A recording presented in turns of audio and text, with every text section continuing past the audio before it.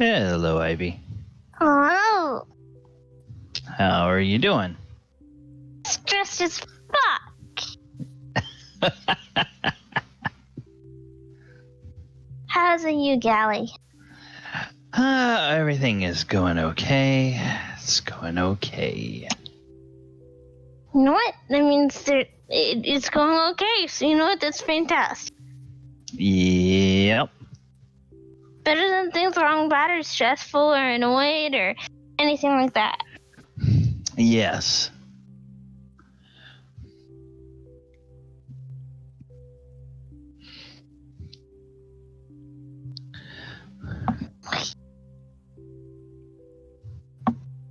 No.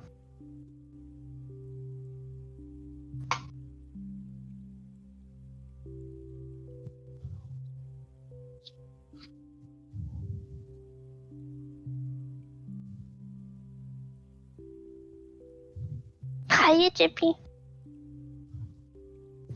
Alright, stop. Shh. You are way too young to get this reference, but I'm feeling a little bit like Meatloaf tonight. I love Meatloaf. Referring to Meatloaf the performer, not Meatloaf the dish. I like both.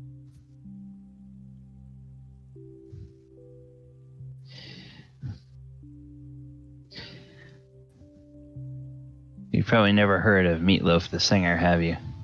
Yeah, I have. Oh, you have? Uh-huh. A little bit. Okay. I haven't said that I'm, I know, 100%, I listen to him, but I've heard of the singer and what he does. Gypsy off the table. Thank you. Okay, yeah, I'm feeling like 2 out of 3 ain't bad tonight. What you mean? Song? Well, that was one of his songs. And a little while back, I ordered some loose leaf teas from this outfit in, where are they? I think they're in North Dakota or Montana. They're somewhere out there in the upper Midwest. And they have this whole line of teas that was inspired by one of the podcasts that I listen to. Uh-huh. And so I ordered their variety pack, which has a total of 5. And I'm on my 3rd one that I'm trying now. And the first 2 I kind of liked. This one I'm not so sure about yet. We all have our flavors and we all like what we like. Doesn't mean you have to like all of them. Yeah. One of them was a really, really interesting cinnamon Rubios, kind of with orange zest in it. Mm-hmm. That was a very interesting tea. And then another one was a very dark roasted black tea for like a breakfast type tea. And this one is a raspberry herbal tea. Oh, I love raspberries. Well, yeah, and that's the thing is when you open the pouch and you take a whiff of it, it smells like you just pulled a raspberry tart out of the oven. Ooh. But when you steep it and you put it, you have it as a tea, you can smell those raspberries, but it's a very I was bitter. loving on you. What is that about? It's Daddy loves you. It's a very bitter tea. How old are you, Nick? And even if you put Nick every time he says Nick, he knows. Yeah, I know. Nicholas, how old are you? How old are you? That's right, 3. That's right.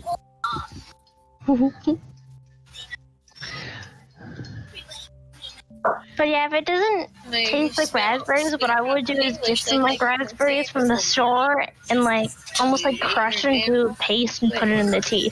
I know that sounds kind of disturbing, but it might put a little bit of feeling that you want in it.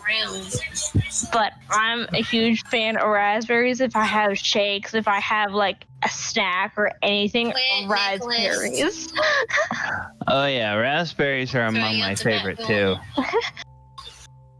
Who can't love raspberries? They're adorable. All right. Hey, everybody. Mike, could you please mute yourself? You've got a ton of background noise going on. All right. Thank you. Sorry, forgot to put it back on push to talk. Give me a second. All right, everybody. We are slowly but surely filing into the Discord and the Roll20 tonight. And I am going to go ahead and kill the music. I am DM Galabond. I am joined by a recurring cast of characters for tonight, session 4 of the Sword Coast Chronicles. And the last time when we saw our intrepid heroes, they were on a road. They had spied a town, the town of Greenest, up ahead, getting attacked by cultists and a dragon. And they decided to valiantly retreat to safety. And then the cultists came and attacked them, or a group of the cultists came and attacked them. And when, upon questioning the cultists, they realize, oh, yeah, the people attacking the town, they know about this. They know this caravan is here. And when they finish with the town, they'll probably be coming this way. All right, whoever is chopping up onions or something in the background, please mute yourself, because every time you clatter something, we can hear it. I'm going to have to almost institute a push to talk if people can't keep a quiet environment when they're playing. All right, let us return then to our story of our heroes from last time. You finished up the fight. You questioned the kobold who told you, yes, the people attacking the town know somebody is out here, and they're probably going to come this way when they finish with the town. And so the PCs, led mainly by Brock, our one of our officials on the caravan, who had been hired to sort of be a lieutenant for the guards, he has proposed, and the other PCs decided it might be a good idea to go see if they could help the defenders of the town. And we just were getting ready to start that when we left off last session. So there is time, I believe, for anybody that is injured to go ahead and probably get a short rest while people are getting things together and getting ready to go. Oh, thank you. That's serious. Yes.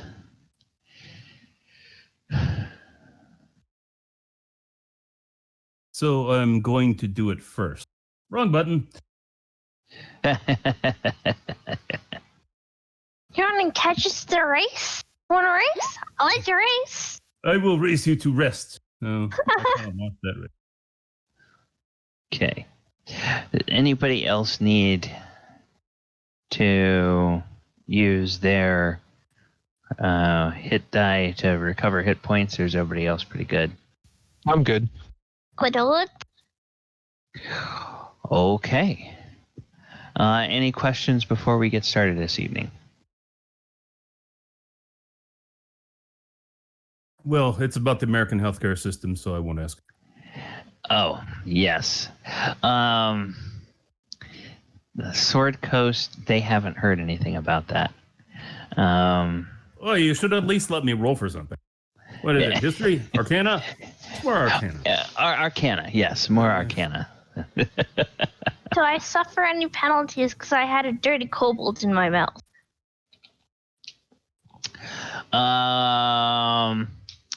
We might make you roll to see if you've contracted rabies, but other than that, no. Okay, here's an interesting philosophical question. Because when I looked at the list of skills, I think the U.S. healthcare system considers it to be more of an animal handling thing from their point of view. Yeah. Kind of thing from our point of view. Yes. I would say that's about right. Well, I guess that's Yeah. That's funny there. Yeah, fair to Midland.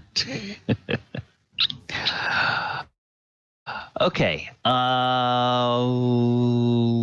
Let us. Okay, who all do we have on the Discord and in the game? I see Besides me. Ivy, James, Chris, Vern, Michael. I know on the Discord we also have Ken, who may have stepped away because he was making tacos when he first hopped on. And I presume we may have Wesley late tonight. Okay. All right. All right. So, you guys want to proceed towards the town, correct? And if so, tell me, how do you all plan to go, and is there a specific marching order that you all plan to use?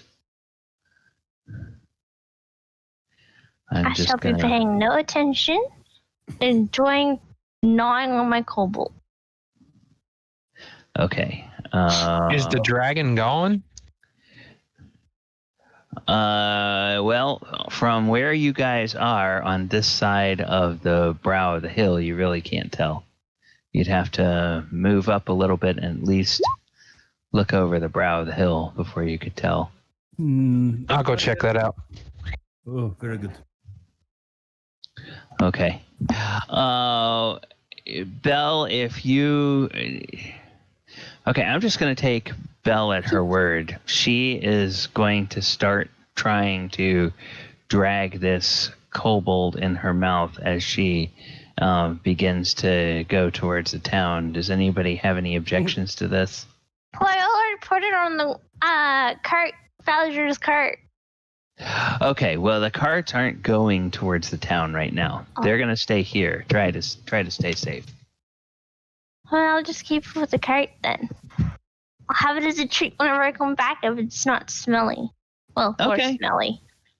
Okay. All right. Well, I'll move it over here then. Put it on the cart. Okay. So do we have a marching order that we would like to... who would be going first? I heard Thaldor saying, so is that a volunteer to scout the way, Thaldor? 10-4. Okay, then let me just go across the screen here. Ivy, where would Belle be? Would Belle I shall be trying to stick with the group, trying to be close to the middle, a little bit more backish if possible, so everyone can hear, like, doodler songs if she wanted to start doing those. Okay. James, where would Mulek be? He'll be towards the back, middle to the back. Unless someone else wants the rear out. Copycat? Okay. Brock, or Chris, where would Brock be? He'd be at the point of the main group, but behind the forward scout. Okay, all right. So if you guys can control your character, you can put yourself right up there behind Thaldor. Ken, are you back on the Discord yet? Yeah, I'm here. Oh, okay, all right. Where would Falliger be? Okay. I think you've already put yourself in line there. Wonderful. And I don't think anybody has any effects on them, so I'm going to go ahead and remove. You guys aren't bloodied anymore, and I think that bless has long since worn off, and there's no counters on anybody. I have an out of character effect in that I cannot move my token. Oh, okay. No.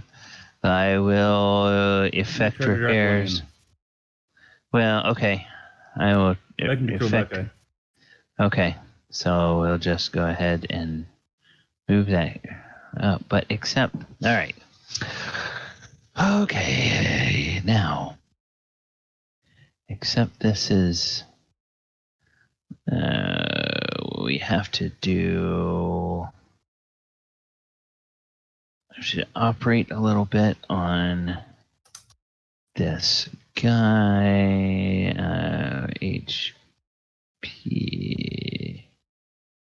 and then this is AC. Okay, and then I need to go to the journal, and I need to go to Ace. I need to edit. I'm going to remove that and use the selected and save that. Okay. Now, I have saved the token that you just dragged out along with setting the stats so it's tied to your character sheet. So hopefully from now on we won't have this problem anymore. All right, Faldor, you scout ahead. You get over the brow of the hill. Nope, dragon's still there. Still flying around. But the tactics seem to have changed a little bit. Now it seems like there's something in the center of the town, and it looks like as the dragon is flying around, he's more consistently focusing his lightning breath on whatever it is that's there in the center of the town. He's not firing at random things across the city anymore. Or across the town. I guess I come back real quick and tell the group, yeah, if we're going to go, we might want to just take our time getting in because Lord forbid if it starts attacking us as it sees us. Okay. So now this next question is very important. Just simple yes or no question. Is everybody attempting to be stealthy? Yes. Yes, although I don't have my hopes up. Okay. As stealthy as she can be on Fudger's shoulders. Okay. I was not originally trying to be stealthy until he saw everybody else being stealthy. Okay. And the next question is, who is wearing heavy armor, if anyone?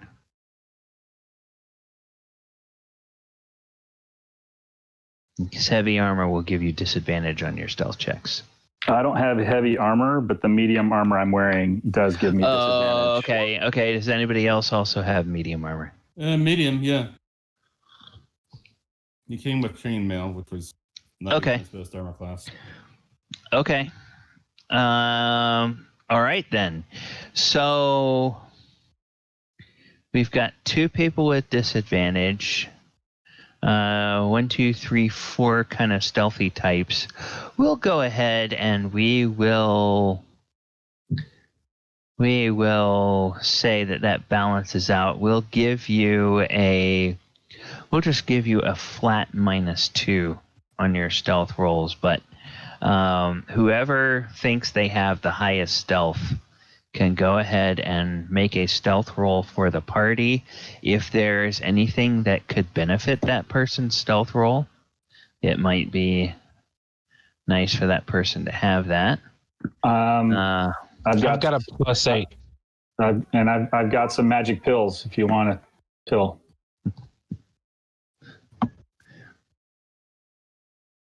I walk up and offer. Okay, Mulek, we're not trying to be stealthy, like slip something into her drink at the bar. We're trying to be stealthy, like get. Yeah. No. I'm asking. I'm going to walk up and say, hey, I've got a pill that can help you with your stealth. I'm offering it if he wants it. I think he means he's offering it to me. No idea what you are talking about. To Thaldor. Yeah. Bell, or who are you giving bardic inspiration to? No, I'm trying to be stealthy. The role that's the major role. Because you're only taking one person's role, right? Right. I have +8. Yeah. You have +6. Yeah. So I'll give my bardic inspiration for that ledger. Okay. So I'll be saying spooky, scary, scary. So Thaldor, when you roll, you can add 3 and add a d6. To your It'd be the 3. I think he didn't mean to re-roll that. Okay. Yeah. Sorry. I didn't even see those coming through. Yep. Yeah. Roll 20 is, it's slow these days. So a lot of times you can hit it 2 or 3 times before the first one ever shows up. We won't worry about it. So the roll your stealth with a +8, add the static 3, add a d6, and then when we get all that, you can subtract 2 because you have a couple of clanky people with you.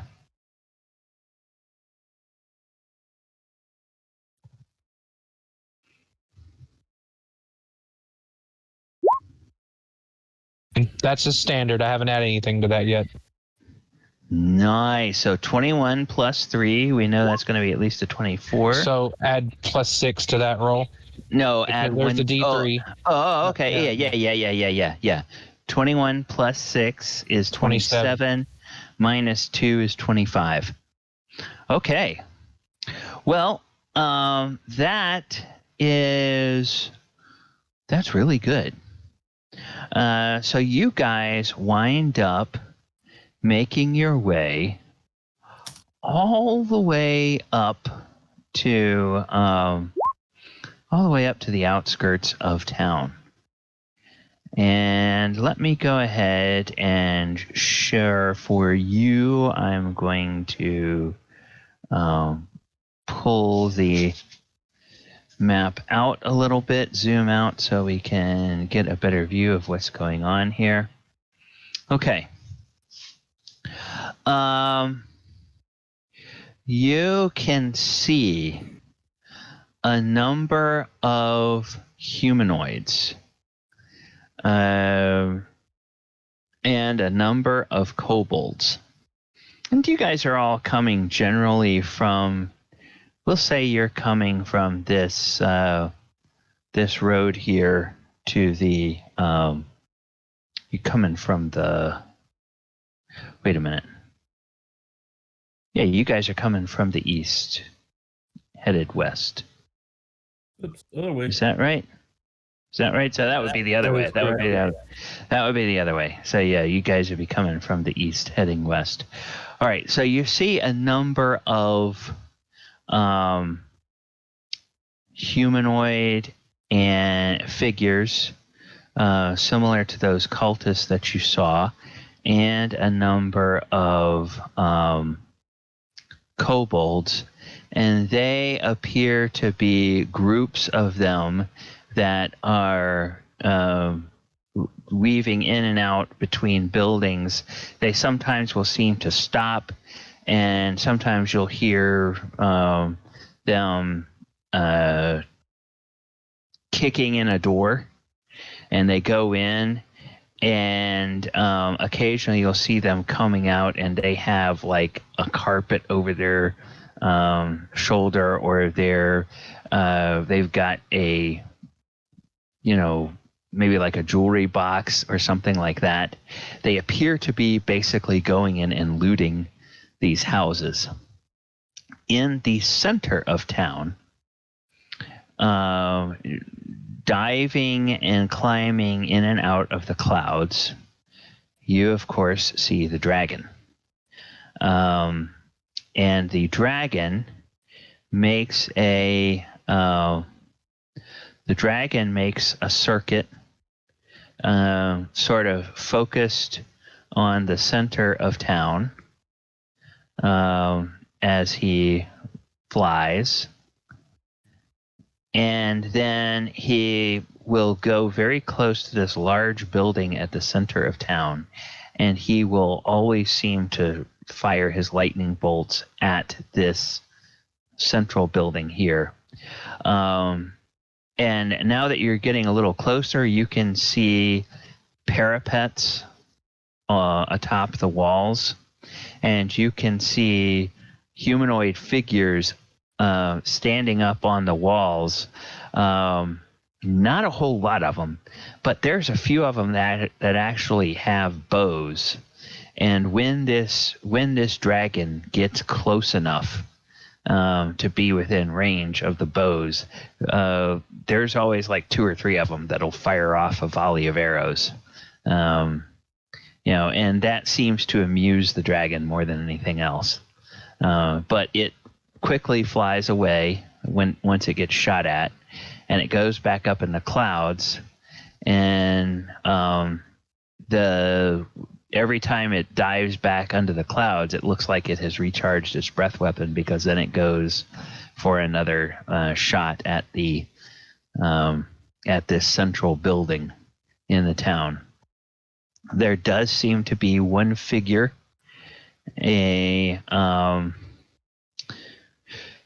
this is kind of evening dusk, but there's firelight from some of the buildings on fire around the town and whatnot, so you can see a little bit dappled shadows, stuff like that.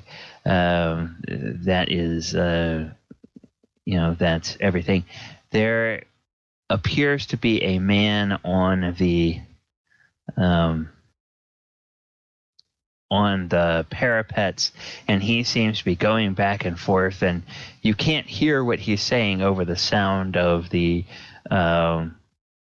shouts of these attacking creatures and the wail of civilians. You can't hear what he's saying, but he appears to be trying to give some sort of encouragement to the men. The men? The men that are on the parapets of the central building here.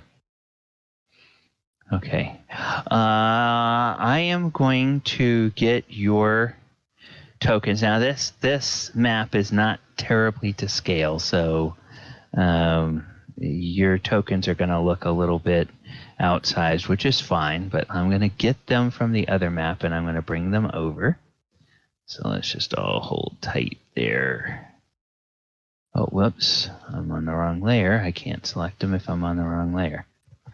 Okay, so let me go back over here, and we will go up here. There you go. Okay, so we'll put you guys sort of over here. All right. So as you guys are kind of coming into the edge of town, how do you guys want to do this? How do you guys want to approach? I'd almost say from building to building, right, guys? Or we're not going to walk right down Main Street,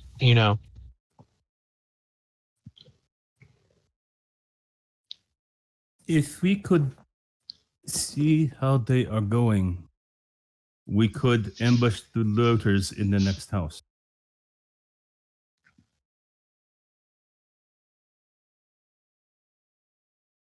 Brock, what do you think?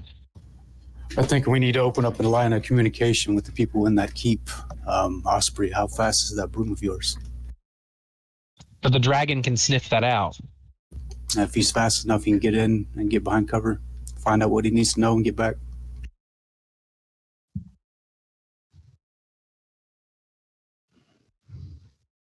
then the dragon will know where we're at. But if he knows where you are at, I will take him the other way. Because he wants this broom. That's true. Is there enough commotion going on in the city that if we are to skirmish with some of these creatures that the dragon would not notice?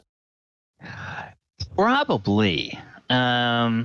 There's, you catch bits of movement as far as the eye can see, with people, looks like, going in and out of houses, and you also see the occasional body laying on the ground. Looks like most of them look like they're dead civilians. And, you see a couple of smaller forms, which might be kobolds, or they might not be, hard to tell. But as you are contemplating what to do, immediately ahead of you, in the town, you hear some frightened gasps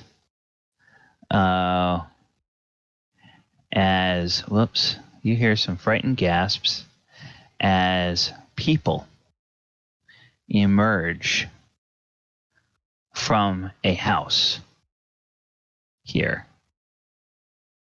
And we're just going to turn them here. And they start to make their way towards the center of town. You count 2 adults and 3 small children. And one of the adults looks like a man. He is walking with a severe limp, and it looks like his entire lower leg is bloodied. His trousers are ripped, and they're just darkened with blood from about the knee down. And the woman is holding what looks like probably 3/4 of a spear, and she's kind of backing down the street, holding that spear out in front of her. And then as she does, you see a couple of kobolds and a cultist emerge from that same house. And they kobolds are cackling a little bit, and the cultist is like, "Oh, come here, darling. I know that I got something you would really love." And she's like, "Stay away from me! Stay away from my family! I'll kill you all!" And they kobolds, they all they all cackle. So what would you like to do? Brock's at a steady charge at this point. Okay, all right. Well, then I think what we can do is, let me make sure the board is clear. The board is clear. We can go ahead and we can set up for a fight. So let's set and we'll roll the initiative for these guys. All right. And then I'm going to go over here.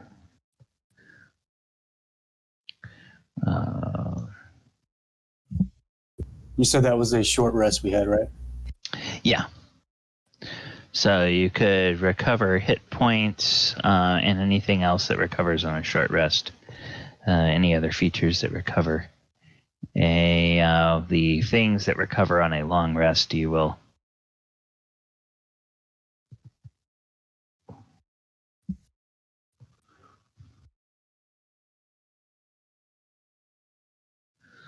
All right, so let me take a look at what it says. How these are 15.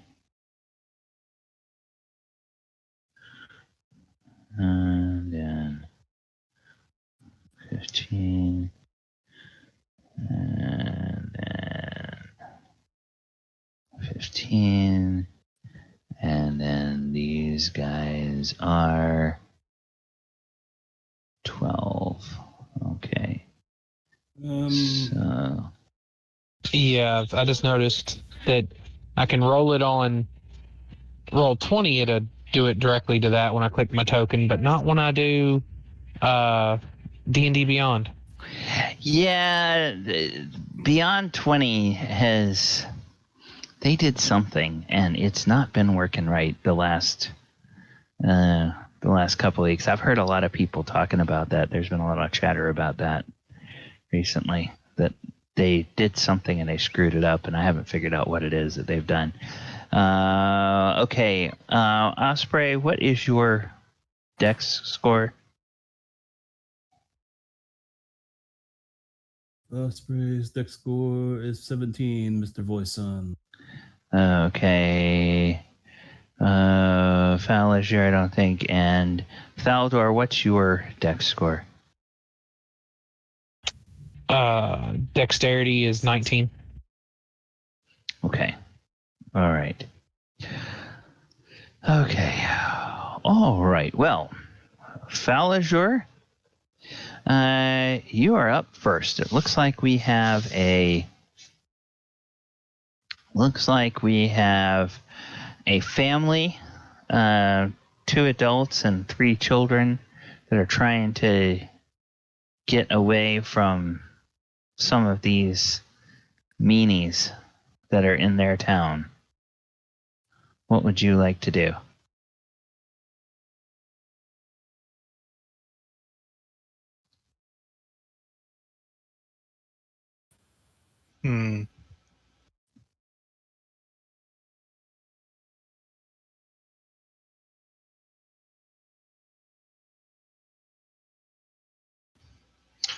I guess I would just move forward. Okay. I don't know how many feet that is to the nearest enemy. Yeah, we'll just say for this thing, I don't think is to scale. So, well, maybe they have tried to draw the map to scale, but the tokens are not to scale with the map. So we'll just say you can move up to them with a movement. Yeah, I see what you're doing. It looks like the houses are about 30 feet long, but there's no grid. Yeah, there's no grid on this map. So Oopsie. we'll just say that you can get up there if you need to with an action. I'm not going to make you count every foot.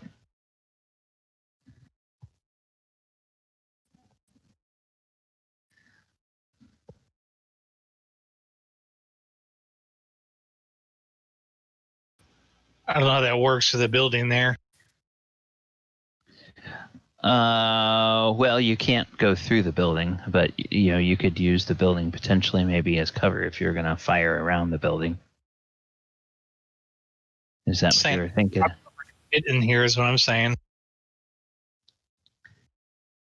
Because of the you broke up a little bit. What do you want to do? You're next to this cultist is what I'm wondering. Do you want to get in melee with him? Yes or no? Yeah. Okay. Yes. I'm telling you, you can do that. Don't worry about it. Just run up there and attack him.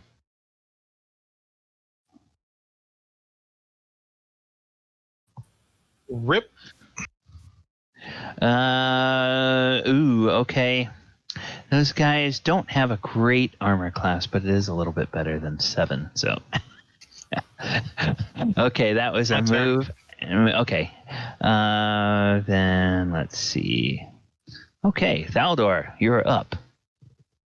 I'm going to move forward a few feet. And I'm going to attack the cultist with my short bow. Okay. And he has a ally of yours in melee with him. So if you hit, you will get sneak attack damage. Or you can apply sneak attack damage. Yeah, give me a second. Let's see. It's acting goofy again. Gorsh.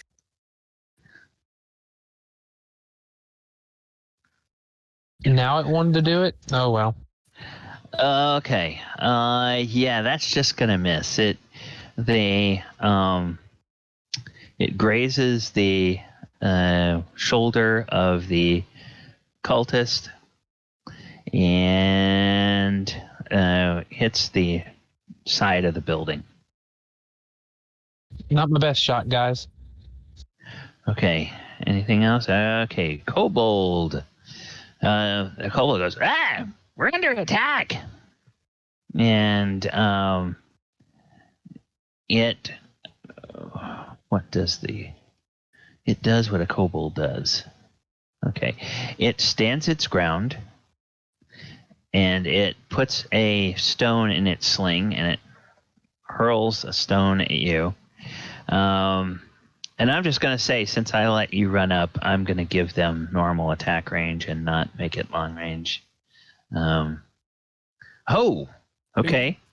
That hits an AC 21. Does that hit you, Thaldor? Because he's swinging at you. Oh, yeah. 21 hits. Okay. 4 points of damage from a sling bullet. And then he goes, I got him. And he says, I'll have another trophy by the end of the night. And then that's his turn. Osprey, you are up.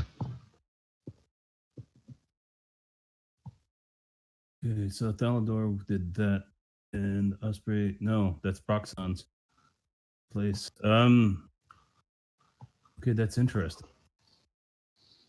If Thalador is there and that's Proxon's place, then where? Then Osprey's attacking with a sling. Okay, so he's thinking this way, but defend the person that's protecting. So he's ending up here. And this is against this one. Okay.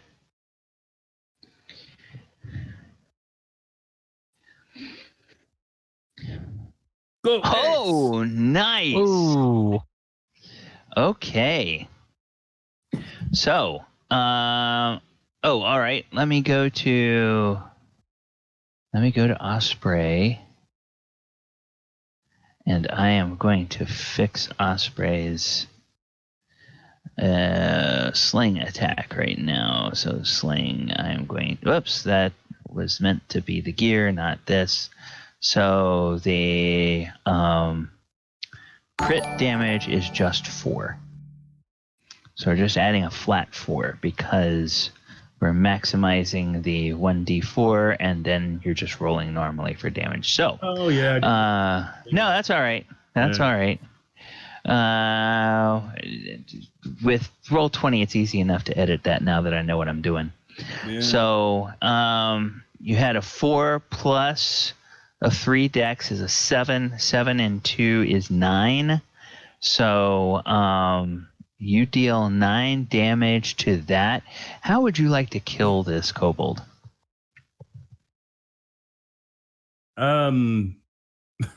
Okay.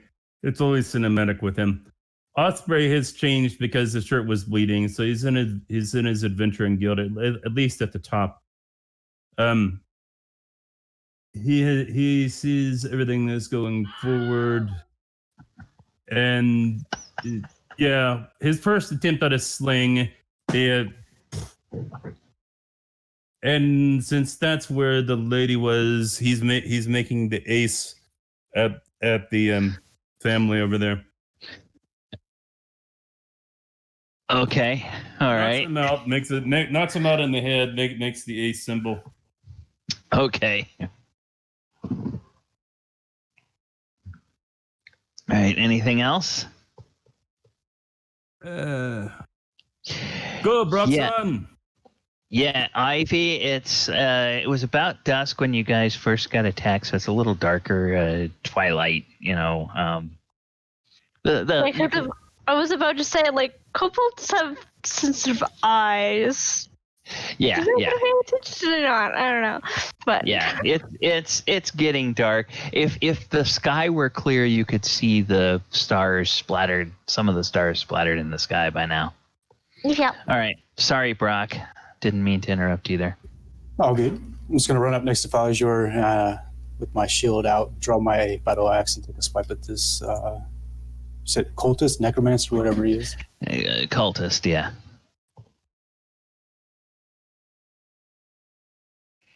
Nine. Yeah, that's not gonna quite do it. Do you have any bonus actions you want to do? I do not. Okay. Oh, hey, that cultist. He is just going to bleed. So Mulek, you are up. So can I see which kobold was cackling and threatening the? They kind of were all cackling. This one over here is the one that said that after he hit Faldor, he said that he was going to have another trophy. So that's the latest one. I'm just going to move so I can get within crossbow range. And, shoot this guy with my crossbow. Yeah. With a crossbow, it's less about getting in range and more about just having the angle around the building. But yeah, we'll say you're good there. Okay.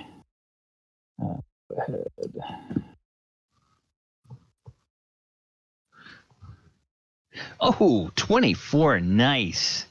For 4 piercing damage. Okay, this guy sprouts a crossbow in his shoulder. And it looks like the bolt goes clean through, and the head of the bolt is poking out his back next to his shoulder blade, and he's like, ah! And he is in great pain, and he is very, very, very bloodied. But he hasn't fallen yet. Okay, and Ivy, you are up. Or Belle, I should say. You are up. What? Belle's not allowed to bite? How fun's that? She'll stomp her way up, and then she will cast little tiny fireworks around the kobolds, 2 on each one, right in front of their eyes. Okay. All right.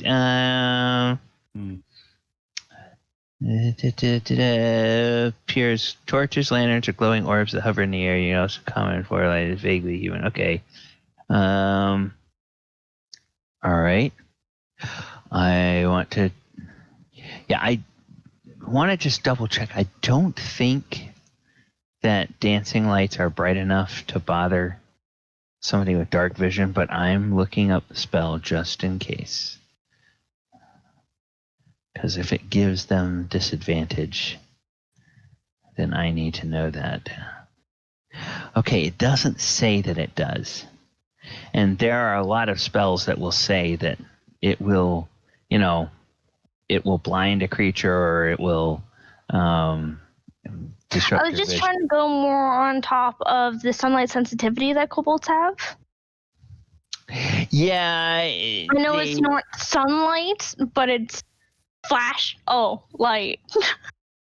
Yeah, that's the thing is it's not quite brilliant enough to do that. It's more like torchlight than sunlight. And, we could argue the semantics. Well, if you hold a torch an inch from your eye, it's probably going to seem blinding. But mechanically in D&D, it doesn't work. It doesn't work. That's perfectly fine. I'll just put on the show for the kids that are walking from people over there. Okay, that's cool. And through the lights, they see go ace. Yes. Oh, yes. There you go. And then all right. My turn. Okay, excellent. And this kobold who has not yet been attacked. Okay, he's got a face full of Brock, who's trying to attack his friend. Hey, and his ally, the cultist, is right there next to him. So he will get advantage on his dagger attack against... Missed twice. Yeah, always. Okay, that is set up for always roll advantage. So we'll go ahead and do the. Will an 18 hit? I got the shield out, so I'm at 20.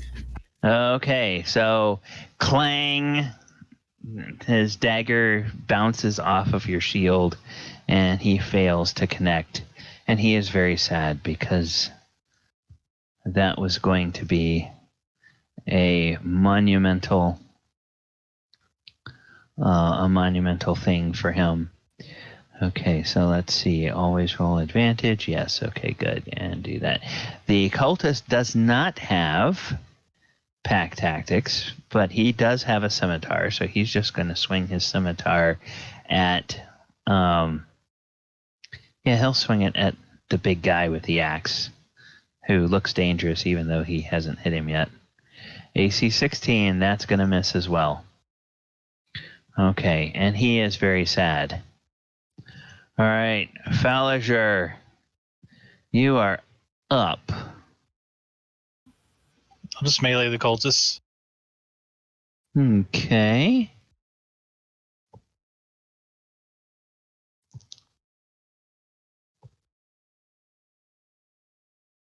All right, let's see. Whoops, I didn't mean to do that. I meant to do that.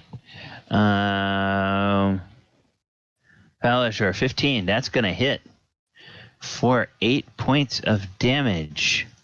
Oh, he is very hurt. Not quite dead yet, but he's very, very hurt. All right, and Thaldor, you are up. Since they're working on the cultist, I'm going to hit the kobold right next to the cultist. Okay.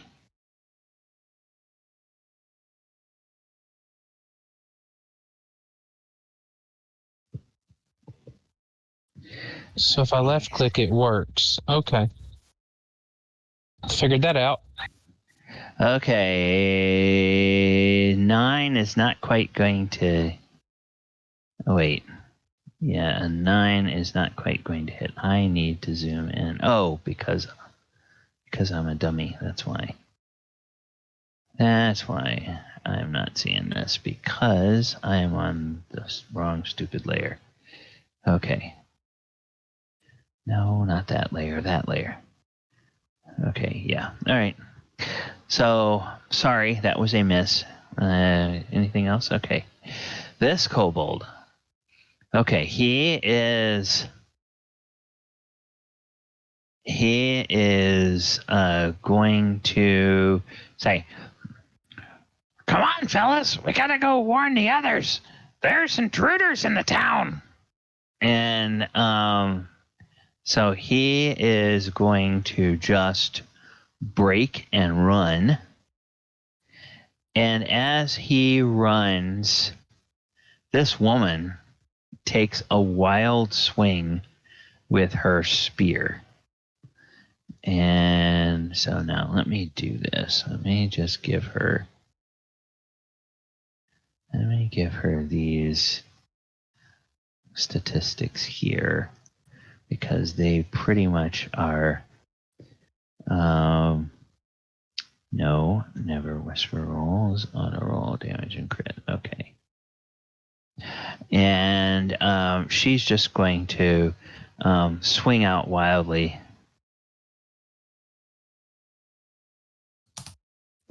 And she misses the kobold. Okay. And he runs up the road screaming in a high-pitched kobold voice. Osprey, you are up.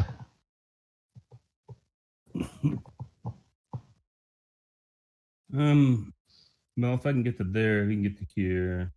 Yeah, it's trying to take shots. It would be something like this. So he's not trying to angle.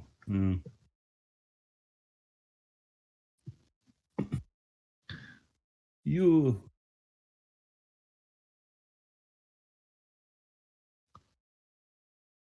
Oh, that will hit. Go ahead and How would you like to kill this guy? Oh, Ace. Hi.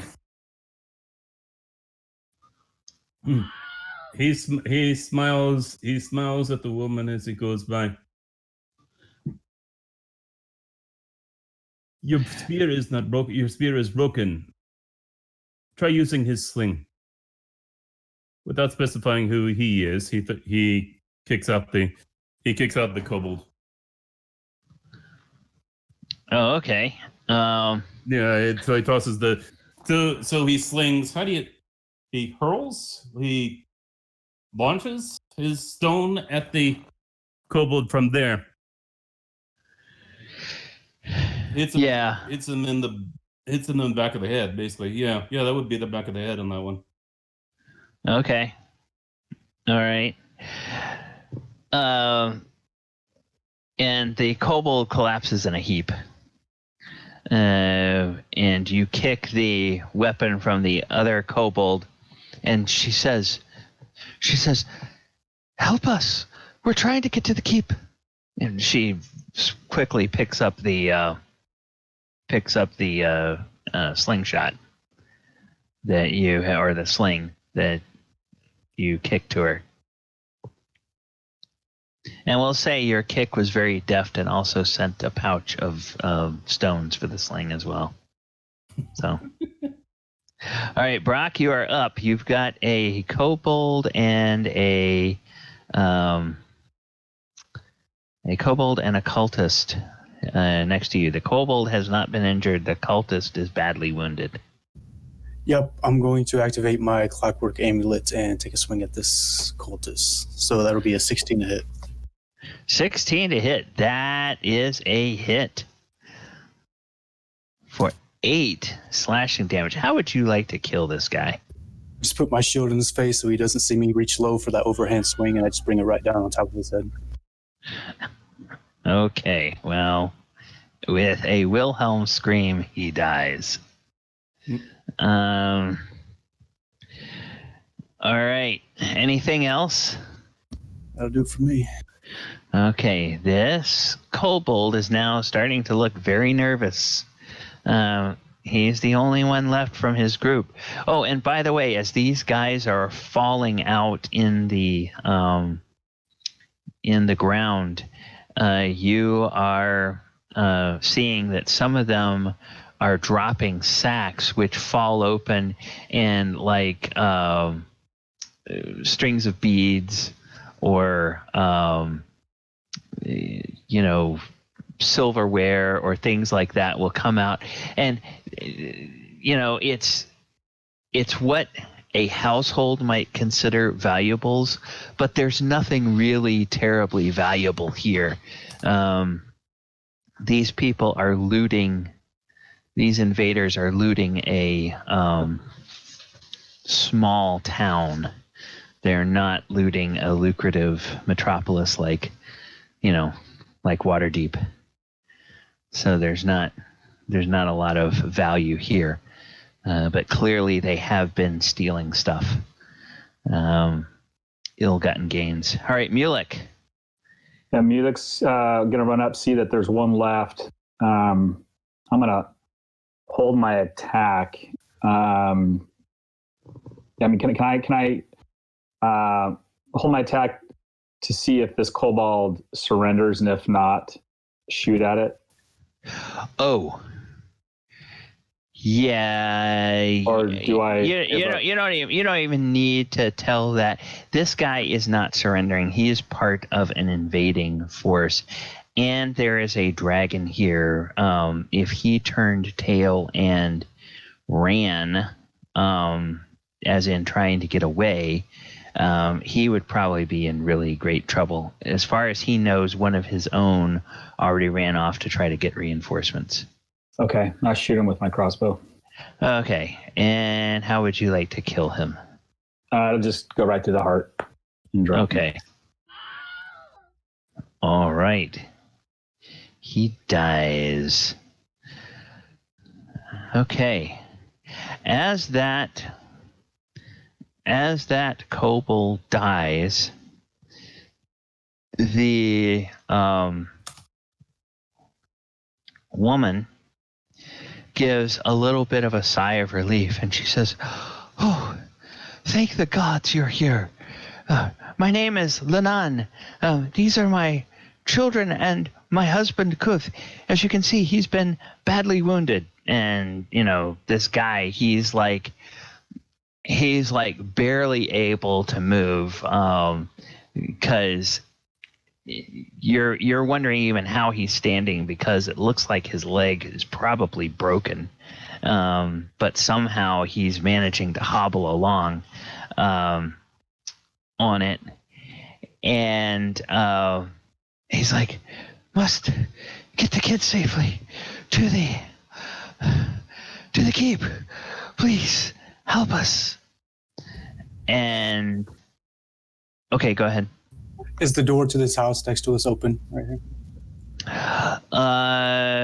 This house right here? Yeah. That's the house that they came out of, and that the enemies came out of as well. Looks Go like inside of it and kind of begging everybody to follow. If we're going to have a conversation, let's do it under cover. Okay. All right. Osprey, as Brock heads into the house there, you see from over here, you see another group of enemies materialize out of some smoke. It seems like they were drawn by the yells of this kobold, and now they are starting to draw weapons and move forward. It looks like there's another kobold in this group, probably 3 cultists, and then what maybe is kind of a lieutenant cultist or something. Somebody that has a little bit more, his uniform seems a little bit more elaborate than these others. So I am going to remove the old enemies from the board. I'm going to let you guys keep your initiative, because it was pretty good all in all. And then I am going to, let's see, I'm going to set the initiative bonus for them, and then I'm going to roll initiative for them. And these guys are a 12. Whoops. These guys are 12. This guy is a 12. This guy is a 15. This guy, come on, is a 12. What is this guy? What is he? He is a... Whoop. Okay. His dex is a 16. Okay. Does that take care of everybody? I think that takes care of everybody. Okay. So we'll move you over there, move you over there, and then we'll go ahead and we will put things back in descending order. Okay. This kobold says, there they are, invaders. And now this time I am going to measure and see how far it is. Oh yeah, that's within his long range, but he's got disadvantage on this. He's gonna fire his swing, or fire his sling at Osprey.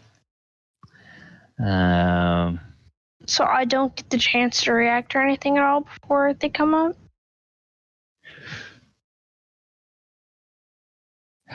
Oh, you know what?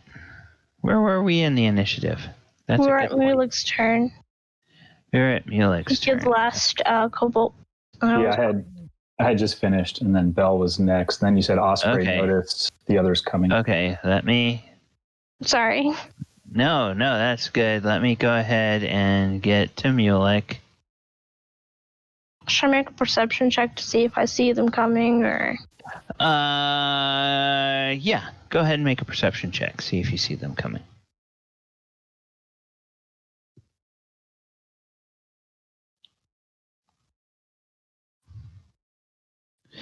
Let's see. 23. Oh, yeah. You notice them back there. So I'll run up to the injured guy and say, quickly, into the house. Come on, let's go. You can do it. Just stay strong for a little bit longer. She'll try and edge them back into the house, saying, hey, there might be a little bit of trouble ahead. And he's like, but we have to get to the keep. And as you get to the door and you open the door and you look in, Brock, I'm sorry, you put your token in there so quickly I didn't mention it to you. You can see that it looks like these cultists or these invaders battered down the back door and broke into the house. And at the back of the house, it looks like they've set the curtains on fire. Like they're trying to burn this house from the inside. So if you guys want to go in here, you're going to be... It might be a bit of a skills challenge to try to put out the fire and then figure out how you're going to brace the door. But then clearly there's all kinds of these groups of cultists meandering around the town at the same time. So would it be fair to say if I would open the door or went to the door and saw a fire that I would have stopped at the door? Yeah, you probably. Unless Brock's thinking was, oh crap, let's put out this fire. That's entirely up to you. Just a place I was going to hunker down. There's nothing of value in there. I wouldn't risk anything to put out. Okay, all right. Okay, well, it's still kind of the same premise. She's still going to try and hide them on the other side of the house so they don't see. Okay. Like the closest don't see them. It's only a small detour. Just it'll pay out, I promise you. Please believe in me. I know I might not be the trusting one, but come on. Kuth looks back over his shoulder and he says, "Oh Lord, honey, there's more behind us." And the woman turns and looks and says, "Kids, go with the nice lady." And so she's going to have the kids at least follow you. So here's one child coming over here, and then there's another child, and then there's another child that will all hide on this side of the house with you. Okay. All right. Anything else? I'll try and keep them slightly entertained, calm, but yeah, that's it. Okay. All right. This cultist here, he's like, he pulls out his scimitar and he's going to charge, and he can go about 60 feet, which means he can get about here, and that's about all he can go. Boop. Okay. And then this cultist here, he's going to pull out his scimitar.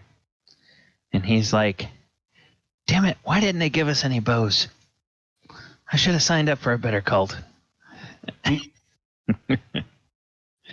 Benefits in this one are damn pathetic.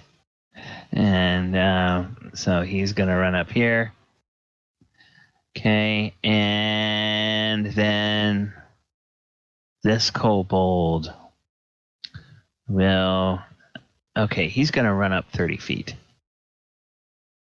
That's not going to help him with his range, but because he's still going to be at disadvantage. But then he's going to fire his sling at Osprey like he intended before. I think that's going to be more than 30 feet. Yeah, so he'll get disadvantage on this. All right, so an 11. I think an 11 will miss Osprey. Yeah, that's for sure. Yep. Okay. Falazure, you are up.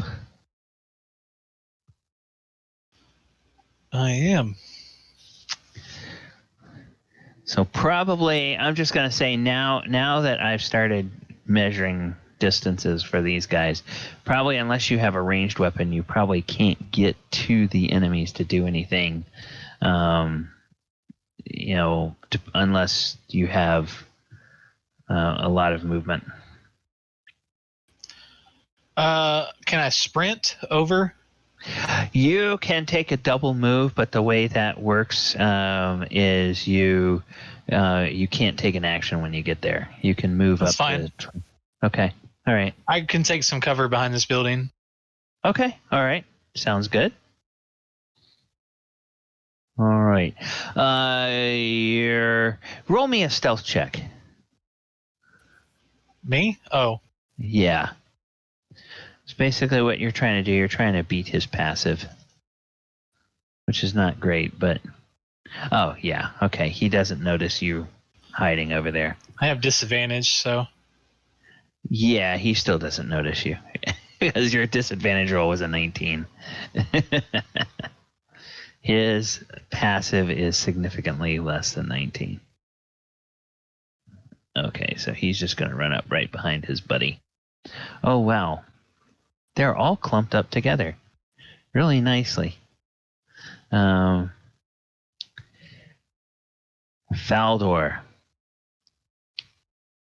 you are up. Let's see.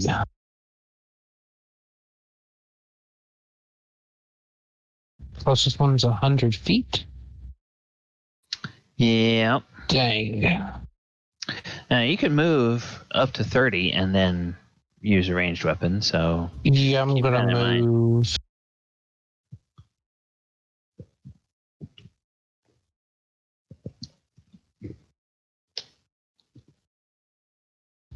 Roughly next to Osprey. Okay. I think that'll put me within 80 feet. Yeah, that should. Yeah.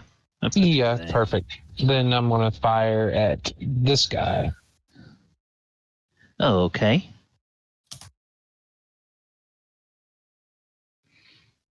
Ooh, crit. Hey, nice. Okay. So, nice. All right. So, see, this is the way this worked perfectly. Except we don't get any sneak attack damage. You do get critical damage, but no sneak attack because none of your allies are next to him. So, the piercing is 6. And the piercing critical is another 6, so that's 12.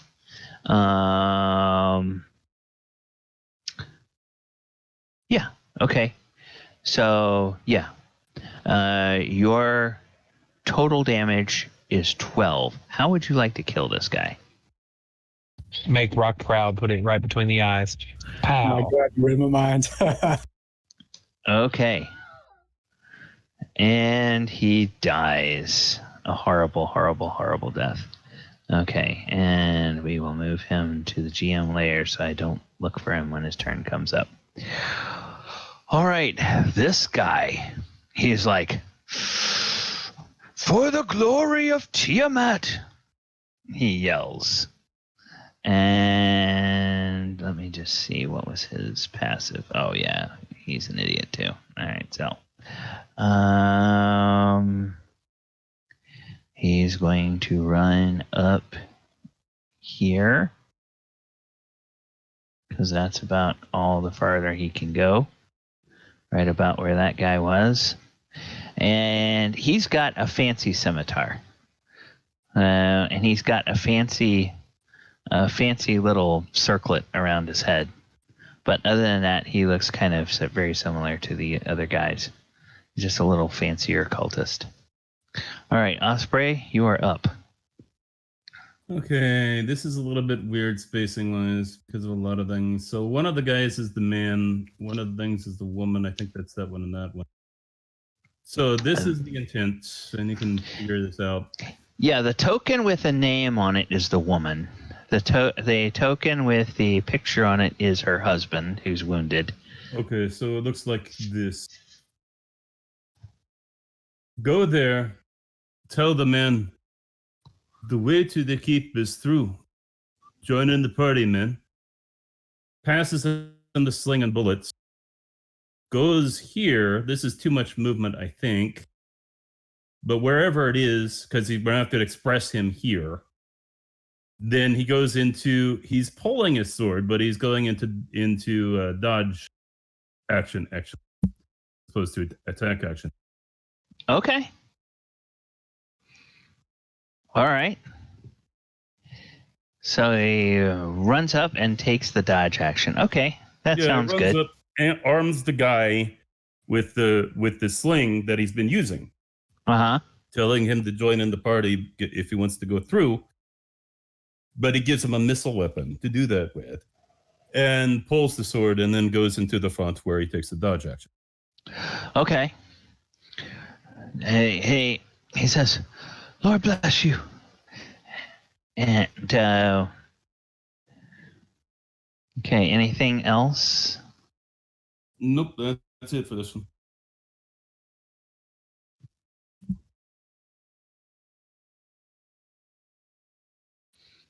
All right, Brock. So is this measurement canon now? Is that what we're doing? Yeah, pretty much.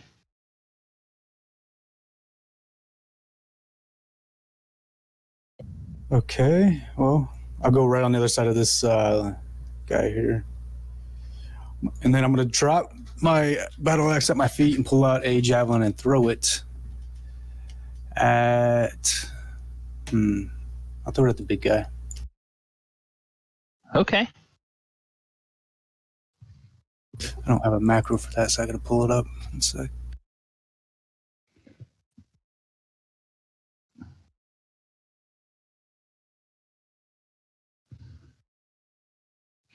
AC 15.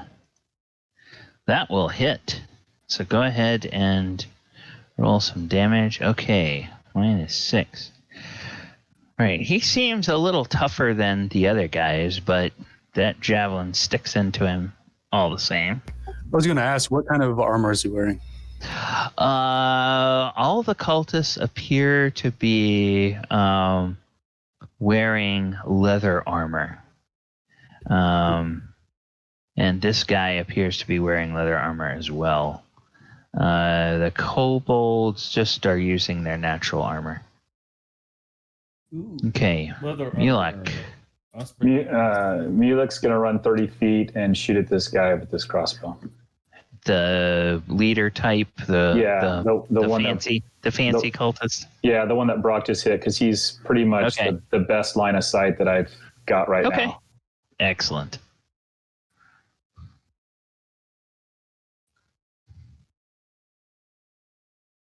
Oh. Ooh. But that will not do it. Oh, I'm sorry. I advanced the turn too quickly. That's all I can do. Okay. No bonus actions or anything? No. Right.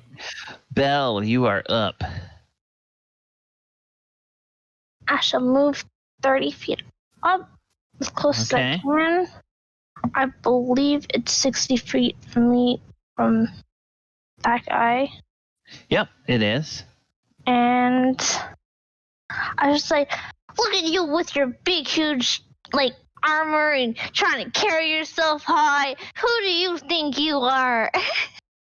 Oh, and now he needs to make a wisdom save. Trying to act tough in front of the kids instead of just this, oh my god, type of character. Oh, and he fails. So, Vicious Mockery, he takes 1 psychic damage, and then is there any side effect? Advantage on the next attack roll. Okay, so Vicious Mockery, we're going to say that's -1. And then he is a... His mind... No, he is a... He is a big target for everybody, so I'm just going to put a big target on him. So you guys have advantage trying to attack him. See, kids, isn't he a butt face? And she'll giggle to herself and then go pay her attention back to the kids. Okay.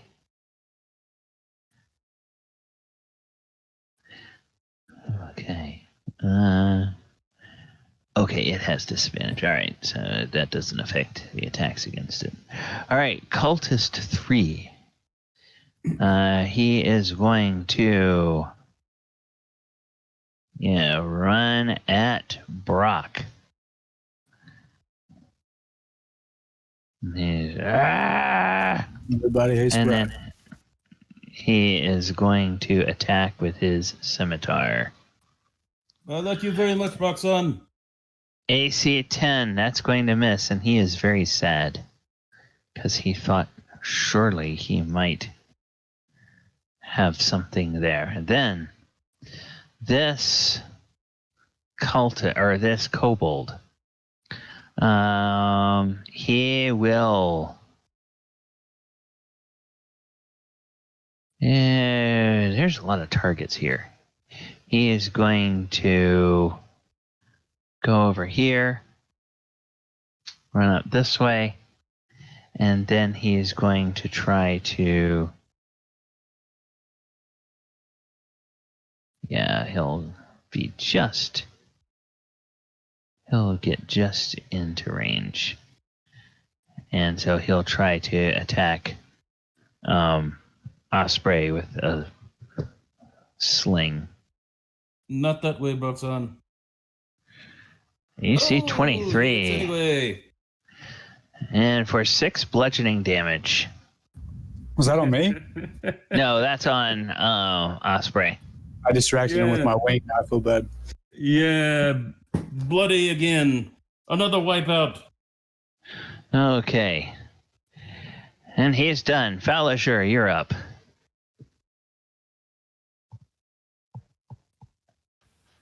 I guess I'll move up and hit this cultist number 3. Okay. Now, did he ever see me? No, he did not. You were hidden from him. So I don't get advantage when I come around the corner, I guess. You don't, because it's kind of... He didn't see you in order to run to attack you, but yeah. Oh, phooey. 9. Gosh. Okay, Cultist 5. Yeah, he is going to run up here. He sees this big guy with the axe next to his buddy. And so he is going to try to attack Brock with his scimitar. AC 16, that's going to miss. Okay. Faldor, you are up. Let's see. Let me zoom in. I'm going to take a shot at the cultist in front of Brock. Wait, no, I can take one in front of the big guy too. I'm within range. I'll take one into the big guy that's next to Osprey. Okay. There we go. All right. Ooh, 20. Dirty 20. Yeah. And because he is next to Osprey, you will go... Oh, wait, were you attacking this guy or were you attacking this guy? Okay, the first guy. All right, so how would you like to kill him? Big guy. I shoot it. I look over at him and I just go click, and I want to put it right through his throat, just straight through, and watch him collapse. His hand reaches up, and he drops his scimitar, and he falls to his knees, and he says, "Tiamat be praised," and he face plants in the dirt. One down, many to go, guys. Okay, and that was this guy who's going to the GM lair. Oh, and guess what? It was his turn, so he bleeds, and now it's back to Osprey. Mix up one small thing. We have a man and a woman who are both armed now. They are non-combatant civilians. They are just terrified. So they froze. Yeah. Too bad. Osprey doesn't feel good. Let's see. I think Wesley's joined us. Oh, hey.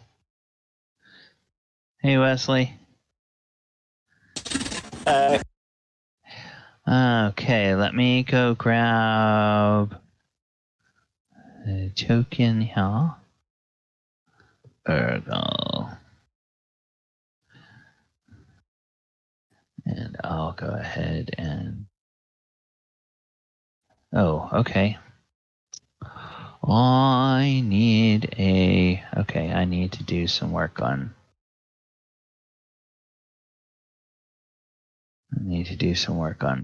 I can make a token for him while you're still doing combat and stuff. Oh, yeah, that'd be great. If you can do that. Wonderful.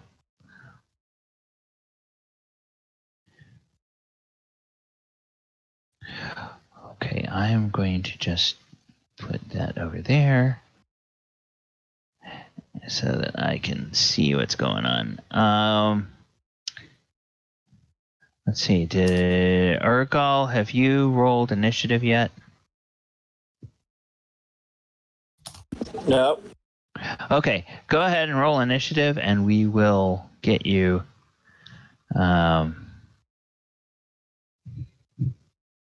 Get you set. Put my token out yet, or? Okay. Yeah, you're right. Okay, you're right. Let's just wait until she sends me a token, and then we'll put that on there, and then I'll get you. Need the photo of the picture first. Oh, okay. Here. Here, let me do this.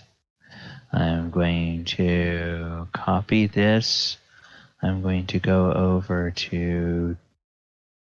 I thought I had a token already. There's not one on your character sheet. So here, where the hell is Ivy? There you are, Ivy. Okay, I'm gonna... Okay, there you go, Ivy. In... Got it.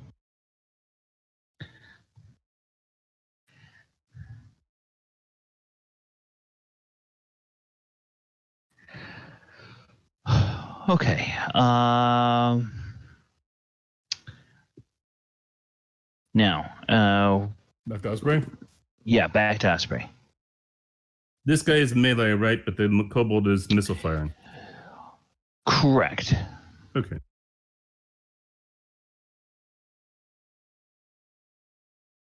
We get a long sword.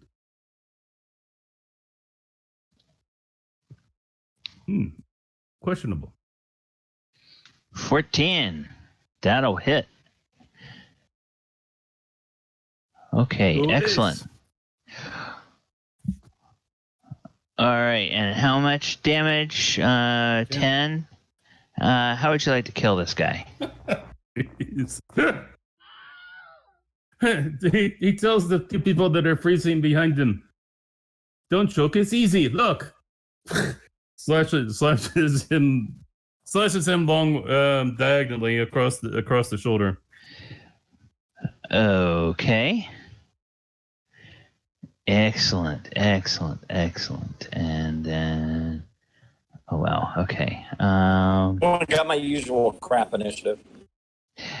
Yeah. Okay, I am just going to do that. And then I'm going to do this. You could just drag him up to where. And then I do this.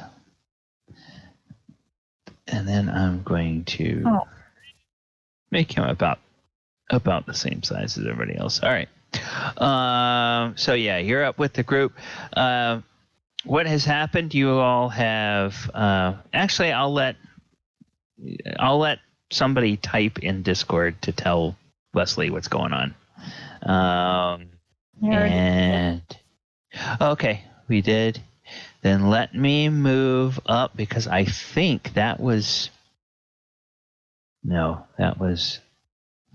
So I'm going to move this up and put him in order right after this cultist. All right. So when we get to him, he'll be up. And Brock, you are up. I'm going to kick my battle axe up to my hands with my boot and take a slash at this cultist here. All right. Sounds good.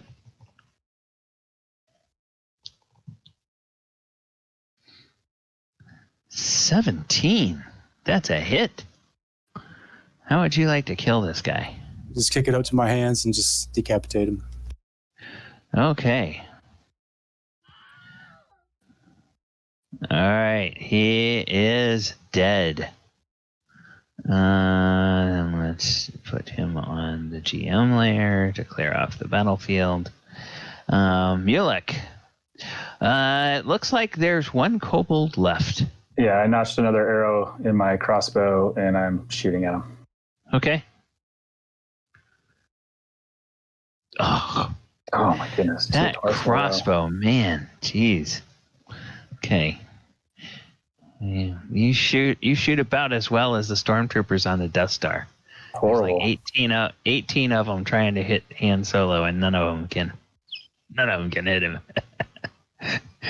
All right, Belle, you're up. I don't believe in our friends. She'll just sit back and make sure that the kids are okay, saying, "Hey, you know what? All the bad guys are almost gone. All those buffets that I was talking about, gone. They're not going to exist no more. You can trust me on it." Okay. All right. And Urgal, this map is weirdly scaled. You've got like 85 feet to this kobold, who is the only combatant left. So if you have a ranged weapon, you can move up a little bit and fire. But if all you have is melee, you probably won't be able to get to him this round.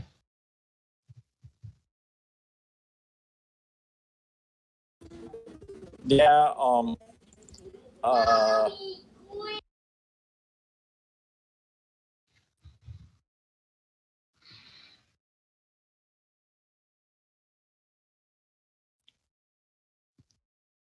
I guess it'll be his move.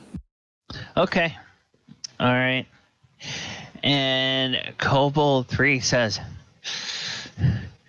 "Tiamat will consume you all." And he hurls his sling once more with feeling at Osprey. Wipe out. Do it. Don't do it. AC 17. Almost got the wipe out. Okay, and he's very sad because now he knows that almost certainly he is going to die in the service of his god. Falager, you're up.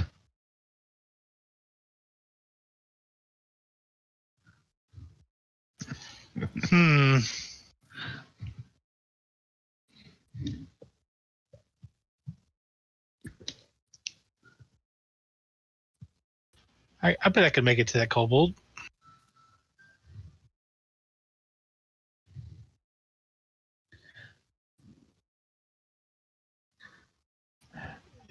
Was that in range to attack? Okay, let's see. From where you were, From where you were, that's about 60 feet. So if you can move 30 feet or whatever your movement speed is, and if you have something you can throw that will get the rest of the way, then yes, you can do a ranged attack.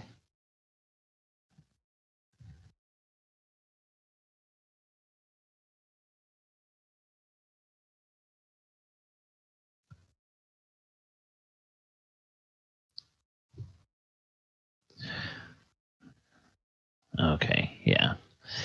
Faldor. One young kobold stands alone against a party of heartless adventurers.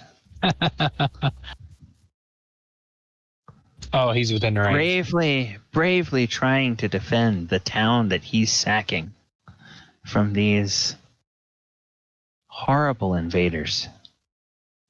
And that's going to miss, unfortunately. 10 misses. Gosh, this guy may get a turn after all. Osprey. I'm not going to let him take another shot at you with that sling, are you? Let's see. So we can actually, that's not a bad idea. Osprey taunts at him and takes a dodge action. Oh, so he will have disadvantage to hit you. Flashes in the A symbol and then points downward in dramatic fashion. Okay. All right. Yeah, that'll do. Brock. Does he look scratched up, beat, bruised, anything? Or is he healthy? Oh, he hasn't been touched yet. Oh, the kobold. Yeah, the kobold. Kobold hasn't been touched yet. Osprey, on the other hand, is bleeding for the third time since you met him. All right, I guess I'll do my old trick and run up 30 feet, drop my axe, pull out a javelin, and toss it right at him. Okay. Oh, nice hit. 9. How would you like to kill this kobold? Right through the torso. He's going to stick into the house behind him. Okay. Your shot just drives him back, and the javelin just vibrates in the wood of the house as it pins him to that. And the little kobold slumps, but he doesn't fall because he's being held there like a bug on an entomologist's display board. And the combat is over. Okay, now tell me how you guys intend to try to get to the keep. Before we do that, is there any sort of check I can make regarding this town, the keep, maybe any sort of treasure that might be bringing this dragon to attack the keep? And also because the kobold mentioned the dragon's name Tiamat, if I know anything about said dragon. Okay, that's a lot of checks. All right, I'm going to let you try one this round.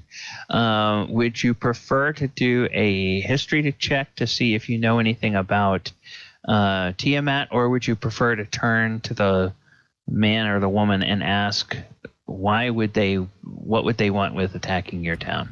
The latter.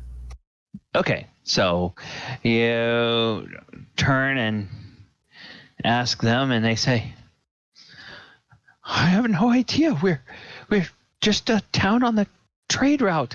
They just came in just before dusk. They started burning houses, and then that dragon came ahead, so we all ran inside and hid. And then they started going around house to house and looting and stealing, and we just want to go to the keep, they say. We have a caravan straight down the road where we came from to the east. You'll be safe there. And the husband says, I'm in no business, or I'm in no shape to go. I've got to get to the keep. That's the best chance I have. They have healers in the keep. If any place will will survive this attack. It will be the defenders of the keep. I must get my children there. And children. And then at that point, the kids run, Daddy, Mommy. They all run over here. Despite Belle's efforts to try to keep them safe, they run out. And okay, so what is the? Yeah, they couldn't give you any. They couldn't think of any reason why they would be particularly interested in this town. Anybody else?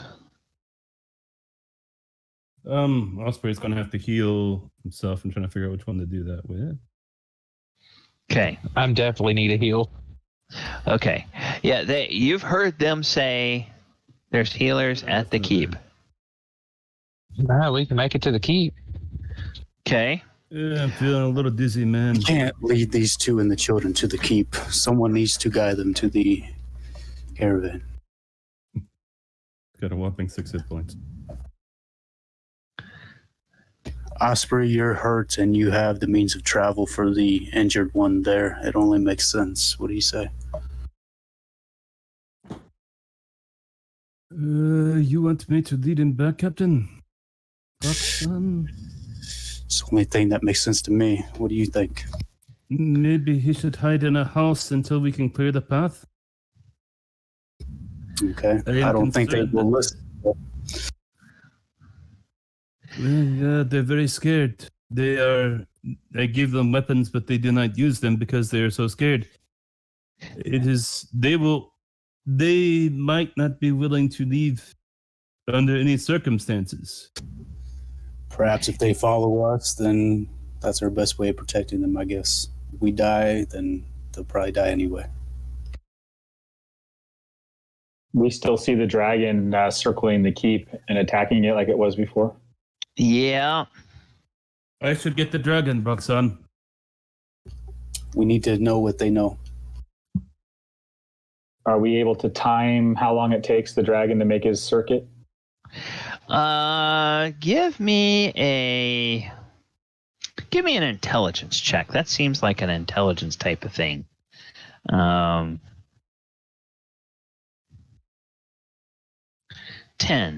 Oh. It's okay. You think it probably is about a minute between his attacks on the keep. You know, he'll dive down, and of course he dives down at different points, but he's always attacking the walls or the top of the keep. It looks like he's actually trying to make some kind of sport of it, where like perhaps he's trying to fire his lightning bolt at individual defenders on top of the walls. So I look at the townsfolk and I ask them, unless you know of some secret underground tunnel passage to the keep, there's no way we're going to make it past that dragon. This man cannot make it past the dragon. Maybe Roxanne is right. Secrets like that aren't spread easily. They won't know such things. And Koth says, "There's a small gate for foot traffic on the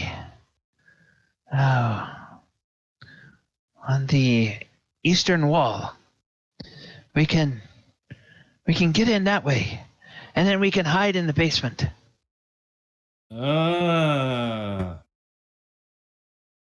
But that's where the healers will be. There's only two reasons I could think of that dragon's after that keep. Either they intend to kill a person or they intend to steal treasure. If it's treasure, maybe that broom can get it out safely.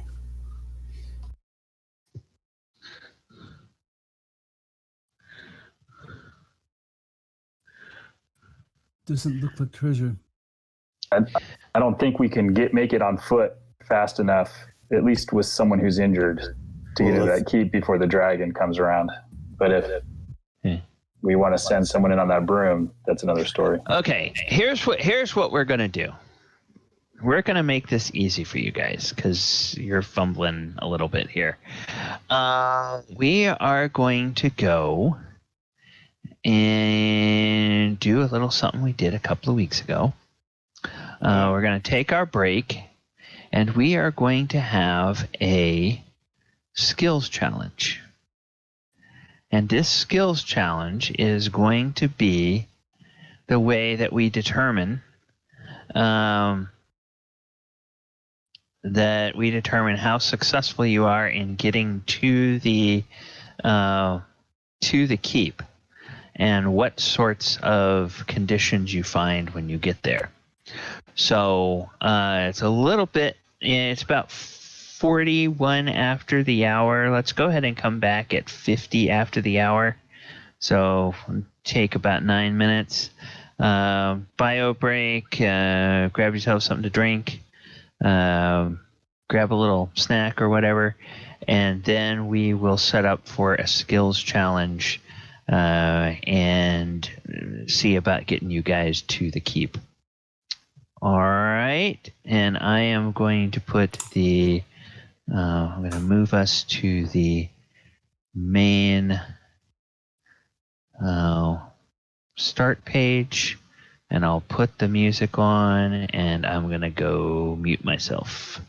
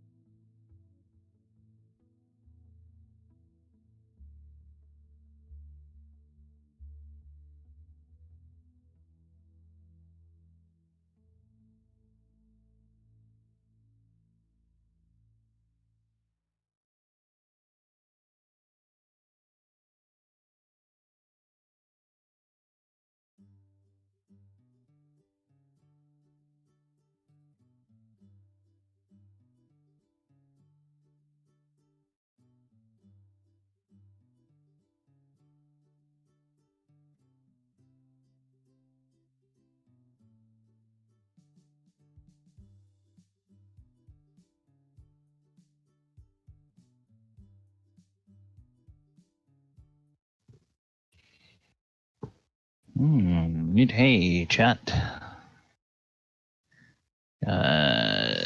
Some folks hanging out tonight. Thank you for dropping by.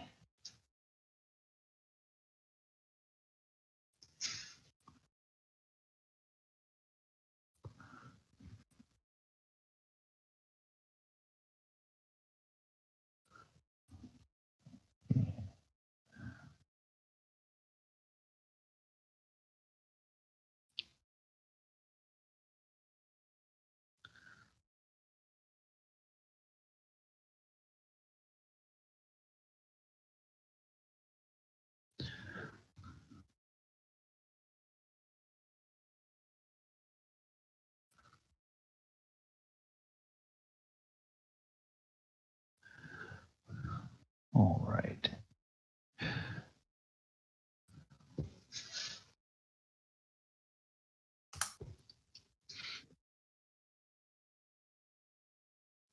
Okay, guys, I'm gonna move y'all over to this map where we were before. And we do have the tokens out here, so we have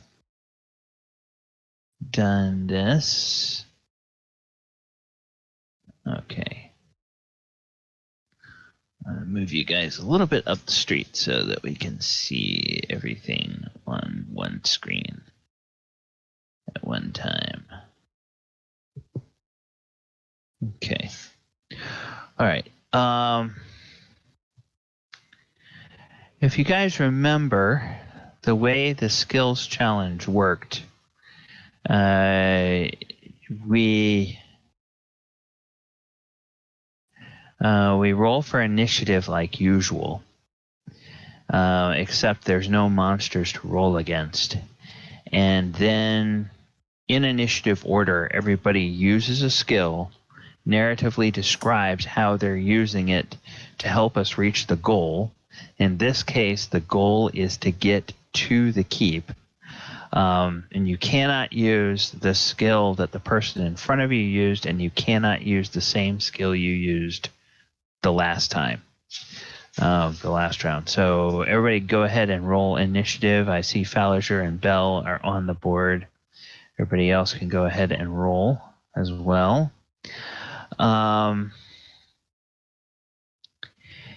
And let's see here. Oh, nice.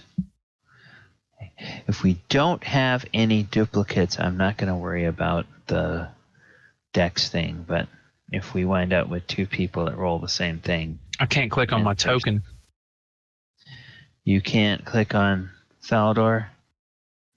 I got it now. I got it. Okay.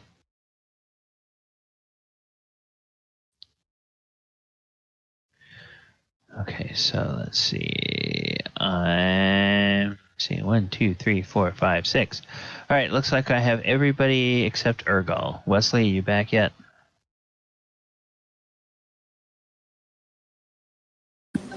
Yeah, I just got back. I'm sorry, I had to go to the bathroom. No, that's all right. That's all right. Were you here? Yeah, you were here when we did the skills challenge before. So we're going to do another skills challenge getting to the keep. So you can go ahead and click your token and then roll initiative, and we'll set the order based on initiative. So far, we don't have any duplicates, but if we wind up with a duplicate, we need a tiebreaker. How big a dragon is it? Too big for us. It is an adult blue dragon. Somebody will have to convince Gorham that he shouldn't go directly attack it. Gorham? Somewhere Gorham Or Urgal. is... Somebody will have to convince Urgal not to go directly attack the dragon. Well, the fact that it is flying and the fact that it is using its ranged breath weapon to fire at the wall, that might be okay. So also the fact that we're level 1. Like, don't do it. Okay.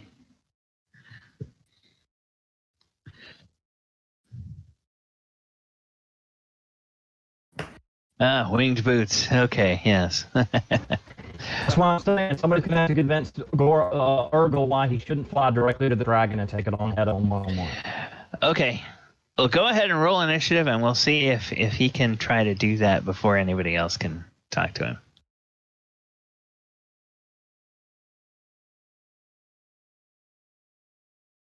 Being in the half orc and only rolling crits on initiative is heartbreaking. Just want to throw that out there. Yeah. My rolls are getting worse as the night goes on. I rolled my usual crappy initiative. Golly. Okay.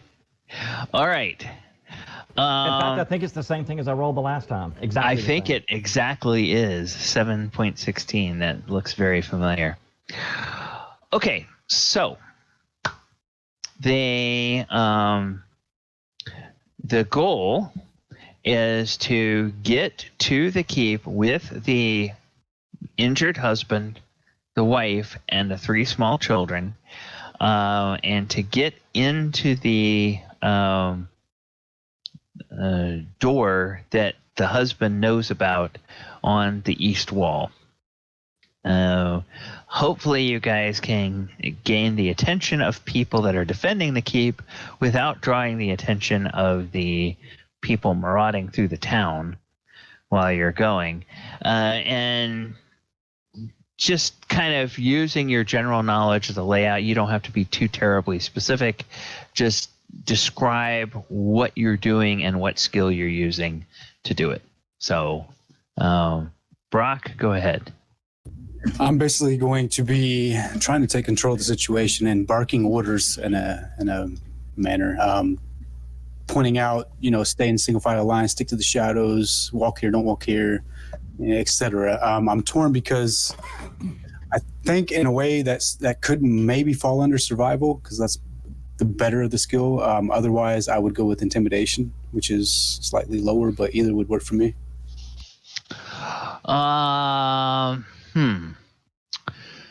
It's kind of leadership.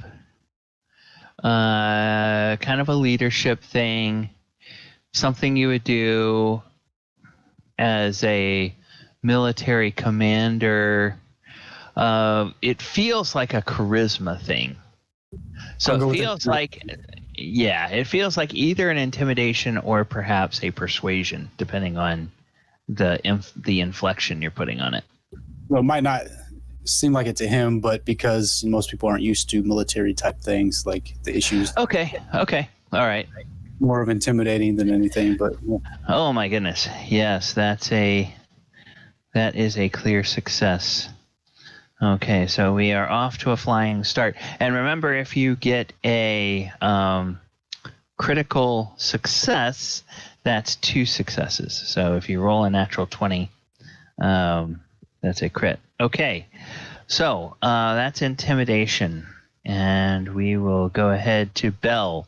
Bell, you can use anything except for intimidation. Your goal is to try to get yourself and these people to the keep. What do you want to do? As Belle sees herself as entertainment, trying to keep the situation more calm, not demanding, she would try and loosen up the mood for the kids so they don't think this is such a tragic thing. And she'll be doing like little twirls and little jingles, things like that, but silently. So like she doesn't make it like alerting others.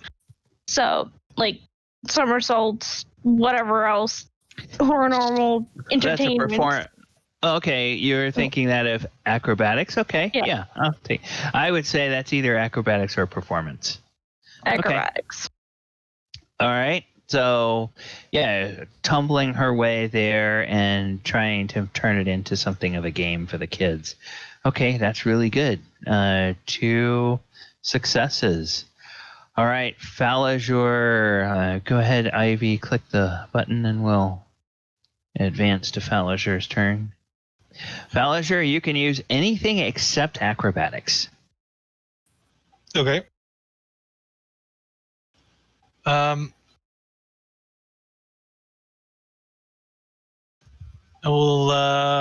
try to use perception to see if I can't find the best route possible. That's really good. That's a good route.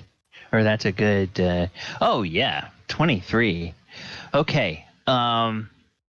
Falazur, let's recap what's going on so far. Brock, he says, okay, you guys protect the flank this way. You all protect the flank that way. Bill, you're on duty with the kids. Keep them quiet. Keep them from panicking. Let's move out. Let's go. And then Belle is like, hey, kids, look at this. And she goes and she does some tumbling. And the kids who have been really scared, they're like starting to smile. And they're staying quiet. Lost you, Gally. He disappeared. Staying quiet's the last thing we heard. He was staying really quiet. Couldn't even make a peep. He's acting the part. Crit roll on that. Gally, can you hear us? We lost you for about 30 seconds. Staying quiet was the last we heard. Okay. Sorry about that. Thank you for letting me know. The kids stay quiet, but they're not panicked anymore. They seem to have smiles on their faces now that they see the kitty being very acrobatic and entertaining. Falazur is looking around and he points out to the group that off over there's a group of cultists who all have their backs to you, and they appear to be trying to beat down the door to a house. And then he points ahead that there's a clear way ahead, so you guys can move on ahead to get towards your goal. So that's another success. So you guys you're 4-0 so far. Wait. 3. Yeah, 3-0 so far. Okay. Actually, I should have started them outside of the thing. So yeah, 3-0. Osprey, you are up. You can use anything except perception. So I don't know what this is going to be, actually. He sees the people, he sees the route that they're taking, and his idea is to plot a course that grabs the attention of tooth. That grabs the attention of these people to take it the other direction. So on the broom, going to try to get their attention and then zoom them in a way that's counter to the way that the party would take. This is probably a 2-step process. Okay, so would you be trying to use that as a deception? It's not deception.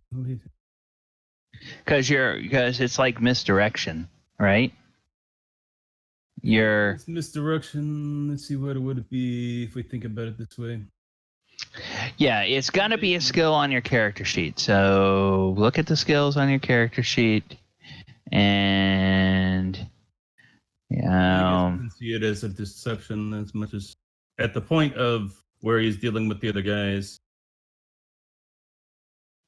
We're passing a group of kobolds, so maybe you could distract them.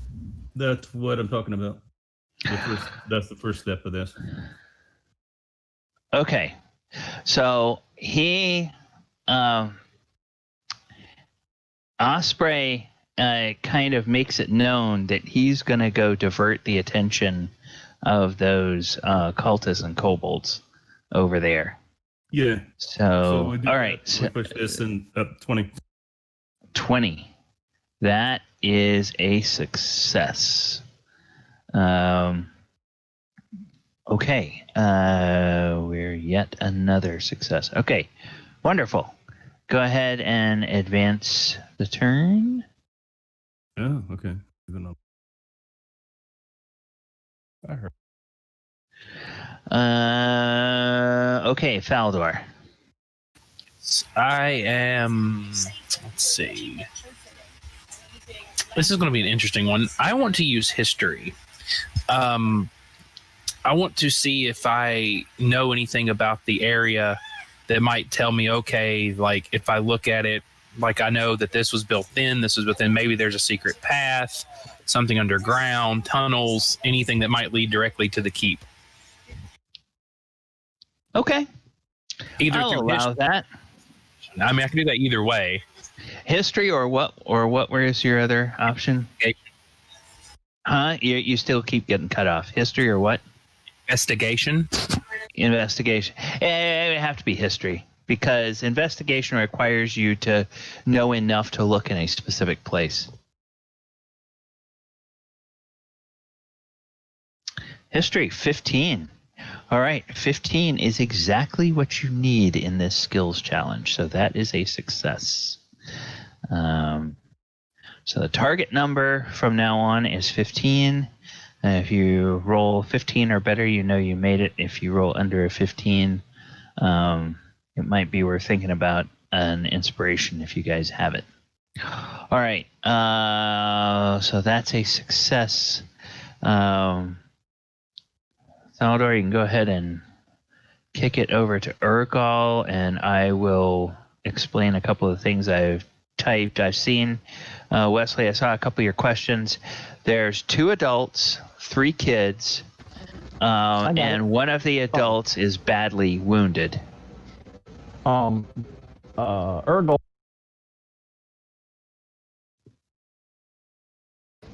Not the first one. I'm going to use my powerful build. I'm going to pick up the three children in one arm and the 2 adults in the other, and I'm going to use my athletics to bound down the street in a manner that keeps them safe and protected.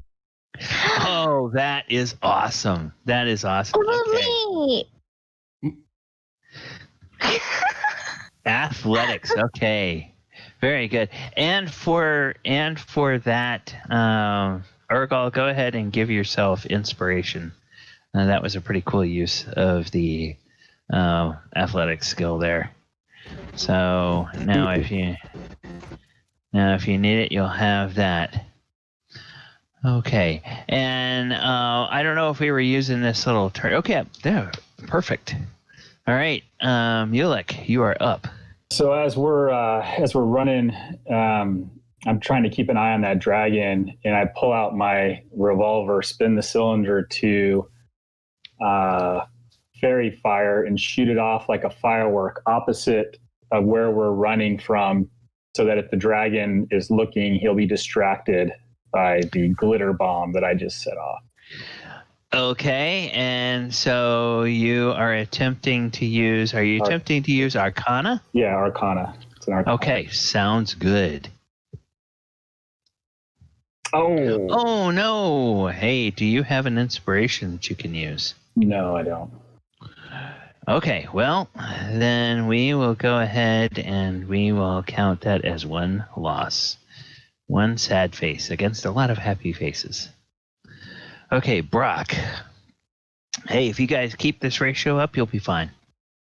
So Brock, you're back. And now you have drawn the dragon's attention to us. Excellent. Hey, let's describe what happens there. You shoot that thing off, and you think it's going to go way over there before the fairy fire goes off, but in fact it goes off right at the end of the house that you're next to. You manage to keep it from getting on all of you, so you guys are not glowing, but the house is now glowing right there next to you, and it's like, oh crap, we may have just given ourselves away. But at the moment, the dragon appears to be up in the clouds. You can't see him, and based on your extensive studies, you realize that if you can't see a dragon, it cannot see you, or at least that's your story, and you're sticking to it. Okay, Brock, you're back. Everybody knows that. Intimidation and Arcana are off, so I'm going to use Perception to keep an eye on the flight path of the dragon, as well as the path that I'm leading in front of us, looking for shadows and easy ground and stuff that'll make us stealthy. Perfect. Oh, yes. Very nice. Gosh, lots of people are rolling 19s on this. I've seen a couple where they're just shy of their... And Ivy, okay, so you used acrobatics last time, and perception was just... So anything else except those two?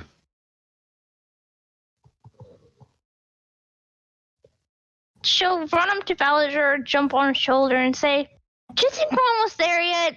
I'm getting impatient, a little bit hungry. Do you think we're there yet? Oh, you know what? I think I see it right up ahead. Don't you think so?" Trying to deceive him into thinking, "Oh yeah, we're almost there, right? Right? I can get a treat, right?" Okay, well, 7 is not going to do it. Or actually, 7 does do it, and it turns out to be a bad thing. Yeah, actually, you jump on Thaldor, and he thinks that he's being attacked, and so he starts swatting at this thing that's on him, and he's like, "What's going on?" And he yelps out, and the rest of you all panic that perhaps his yell drew the attention of some of the attackers. And then Belle bounds away, saying, "Oh, tears go down. If they're going to attack Thaldor, I don't want to be anywhere around." So she bounds away. Just wanted a treat. Okay, so Falazur, last time you used perception and deception was just used, so anything except those two.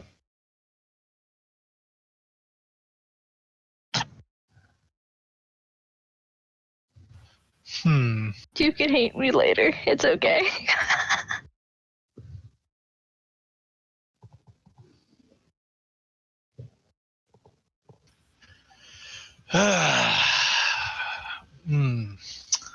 Well, damn.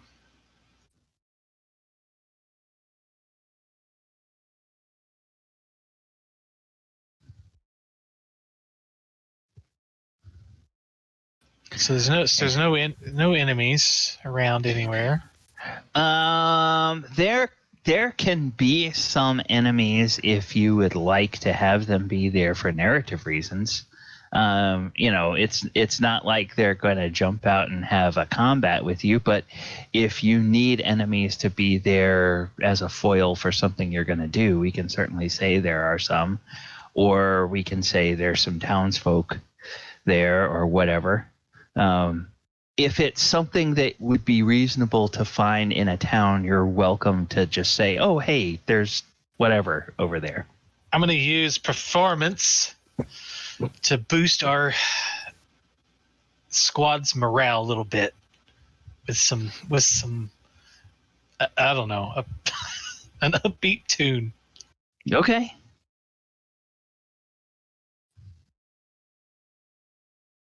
Oh.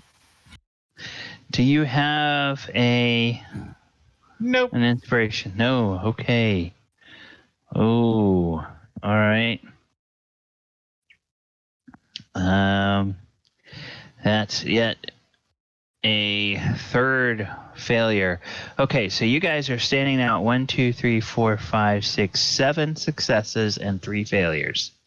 So you need 5 more successes before you get 3 more failures. And Osprey, you are up. Okay, townspeople and villains on this one. Osprey is going in the direction that he thinks will distract the dragon at about the time when it needs to, and I've lost control of my token.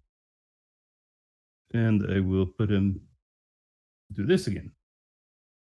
And there he goes off. Okay, yeah. Don't be moving your token. Do whatever you want to do. Token at all? Okay. Well, we need the token that was there for tracking purposes, but don't be moving your token around because it doesn't need to move around for anything. Okay. You just describe what you're doing. So I can just turn the screen off for a minute. Yeah.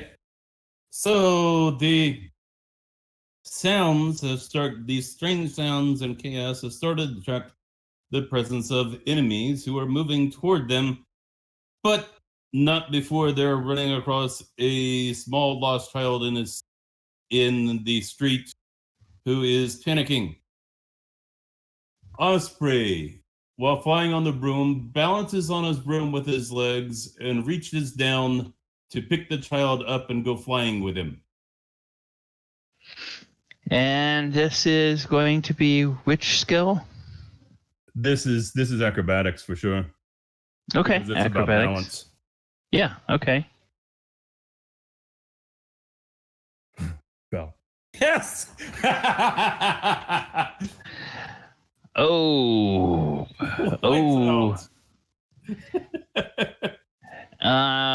Do you have an inspiration? No. Okay. Oof. Okay. Well, not doing so good here, guys. Okay. Faldor. I'm gonna pull out the big guns. I have to.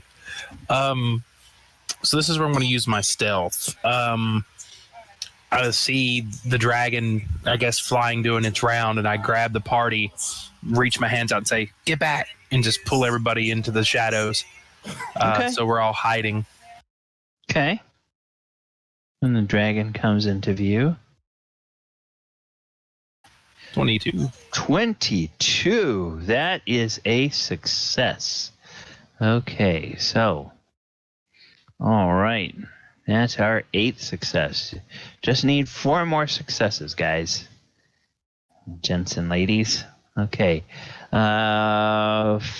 Faldor. Okay, that's it. So go ahead and advance us so Urgal can take his turn.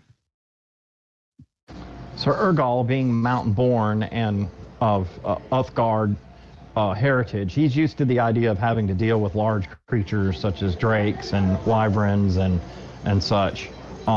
He's going to call upon his skills of survival to find the best path to avoid being breathed on or to dodge the large creature, since this is something he should be used to doing. That sounds excellent. Yes, probably have had to evade flying predators before, so he knows how to use cover to do that. Or hunted them. Yeah, or hunted them. Okay. Excellent. All right, Ergal, great. It's another success. Okay, we only need 3 more successes. It's starting to look a little better. Can I use my second wind to get a second roll? No, but this is something. It's worth a try. This is something to point out for everybody. I believe Ergal has inspiration because I just gave it to him earlier in the session. And if anybody else has inspiration, you don't have to wait until it's your turn to use it. And especially in a skills challenge, if they're getting close to having a failure or we need a success or something, you can always use your inspiration to give another teammate or another party member a second D20 roll. So keep that in mind. Cool. Yeah.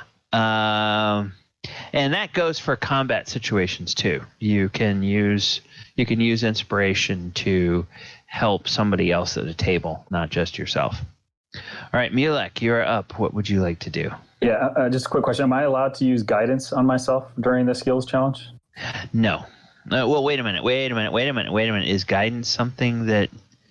this is my magic, my pills. Well, hang on. Just hang on. We had a discussion about something last week, which we said you can't use on yourself.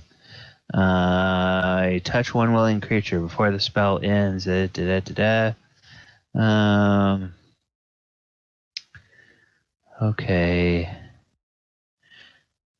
it has to be cast in advance of an action. Yes, so that's what I was going to do. I was going to pop a pill and then do what I was going to do. Okay.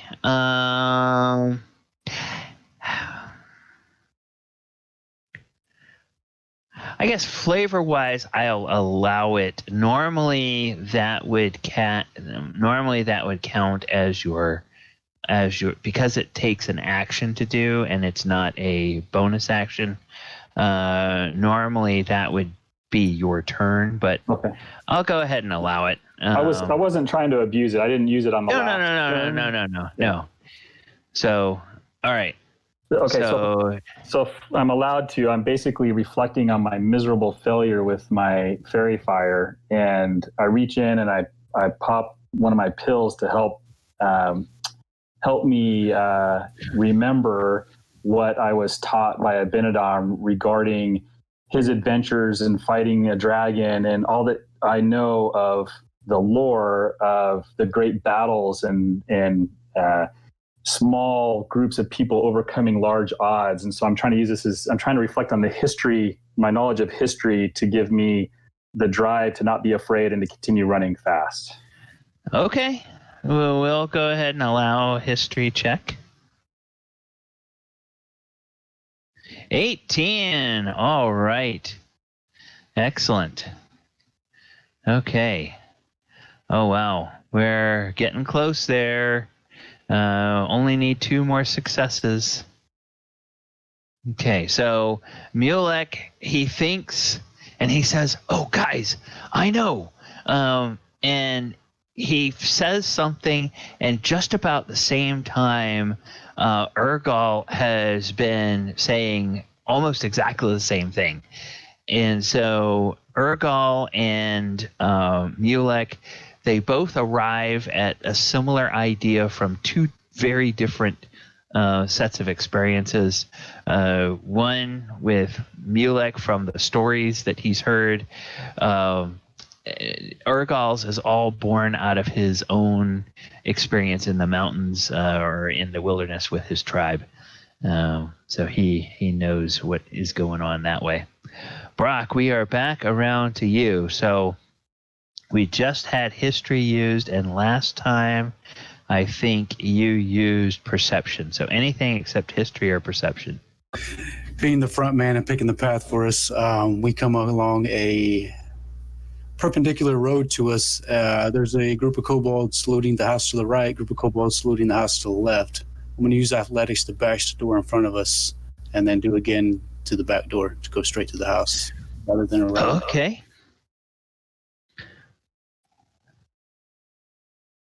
Oh. Do you have an inspiration? I do not. Okay. Does anybody have an inspiration they would like to?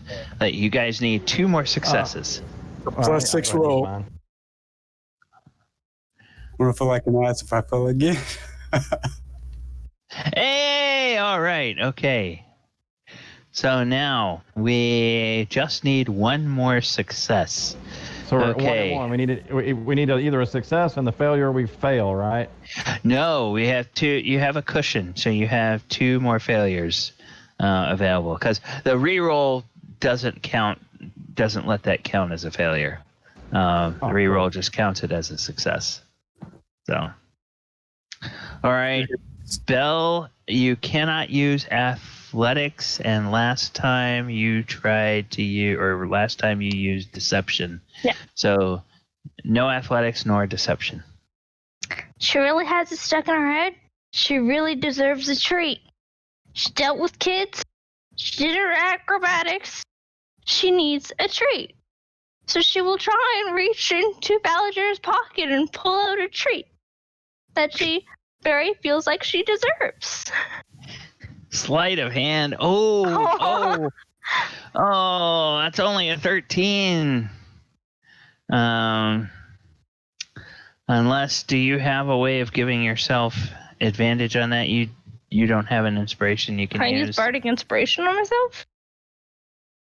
No, that one specifically says you cannot use it on yourself. So no, Then no. Okay.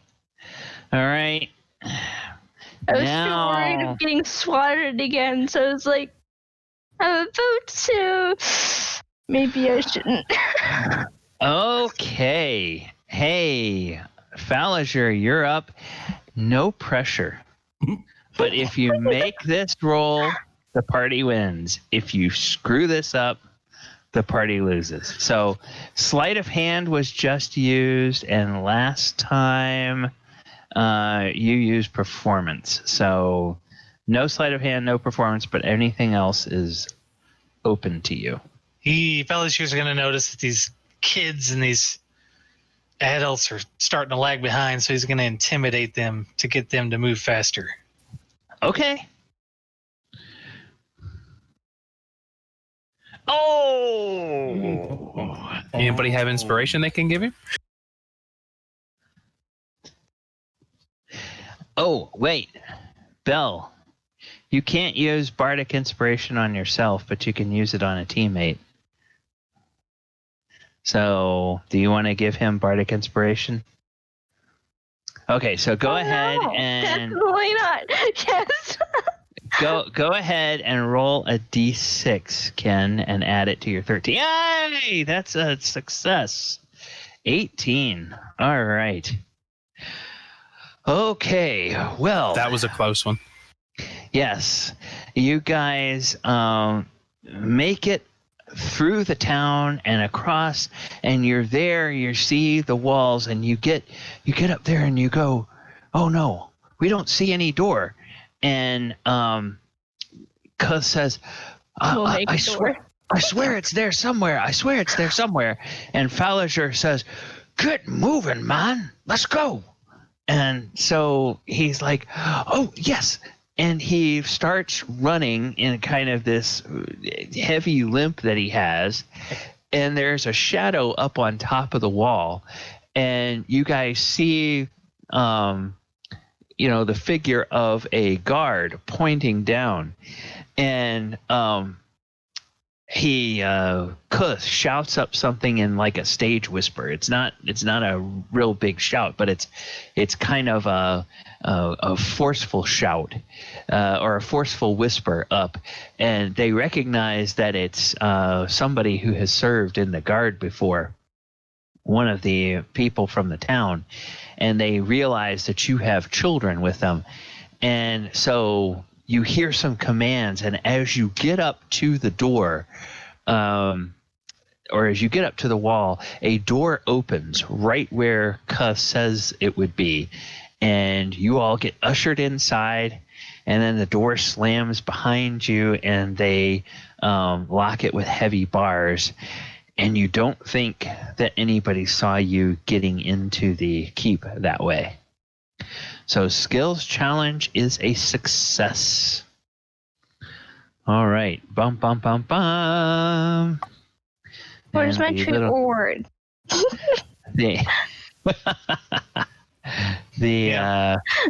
Oyo slaps her hand away while he's intimidating. As he noticed she tried to steal from him. Okay. But she wanted cheese. So this is the fourth time Mossberry's been bleeding. Okay, so as you guys get into the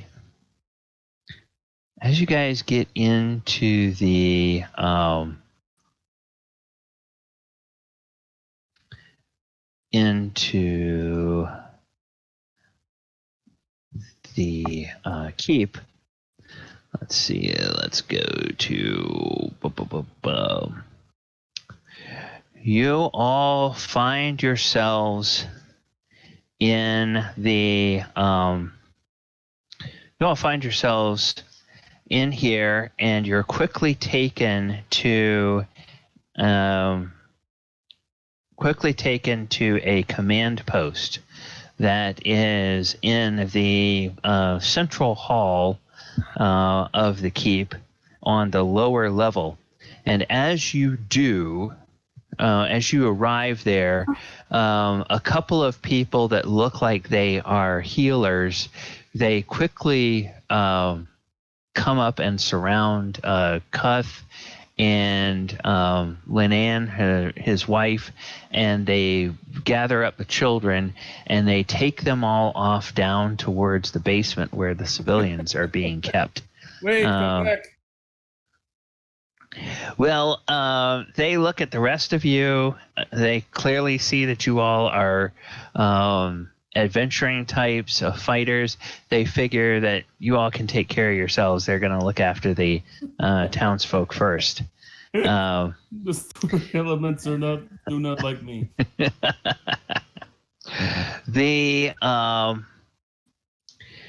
The commander of the forces here appears to be the governor. The leader of Greenest is a man in his 60s called Governor Nighthill. And the Governor Nighthill has, quickly comes to thank you for helping refugees from within the town get safely into the walls. And he briefly will ask you, well, okay, we'll go ahead and say that he does it this way. Oh, thank you. Thank you very much for bringing the Swift family to the keep. I cannot thank you enough. You all appear to be capable fighting folk. Can you lend any assistance in defending the keep or saving more citizens of the town tonight? But of course, today is a good day to die. Oh, well, we certainly hope it doesn't come to that. But, of course, nothing can be assured. Now, I see that some of you have taken injuries. There are some healers downstairs tending to the townsfolk, but they should have some bandages or potions or salves to spare that they can help you out with. So those of you who are injured, go downstairs, and the rest of you grab some water, maybe grab a bite to eat, and then meet me and my lieutenants in a half hour back here, and we'll see what we can ask you to do. And And so he lets you go, and he trots off. And about that time, you hear some cries from up on the walls, and the great dragon dips down out of the clouds, strafes across the north wall of the keep, takes aim with his terrible lightning breath, and he actually misses the top of the wall, but he hits with a lightning bolt the north wall of the keep about 2 feet below the parapet, and this big spray of rock, there's all these chips of stone from the wall go flying out in all directions from that, and people duck, and there's a little shrapnel from the stone of the wall that goes flying everywhere, and little trail of smoke coming up from where the wall got hit by that bolt of lightning. And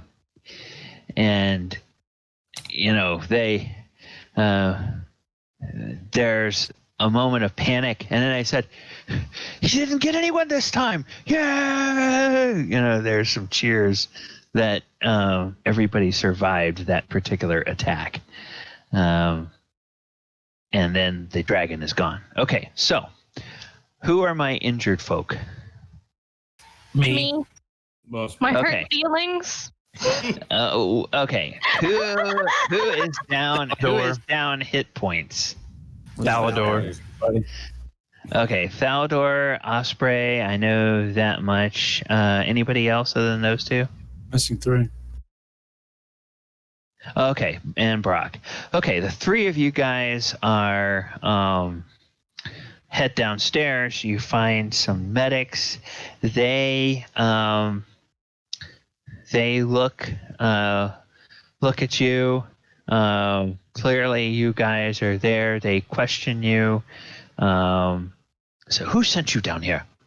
I'm gonna flash some Dakota arms on my shoulder and say, "We're here to help." Oh, well, thank you very much. And they pass out.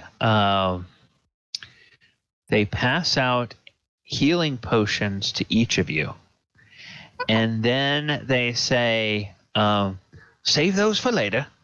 And they wrap your wounds in medicated bandages.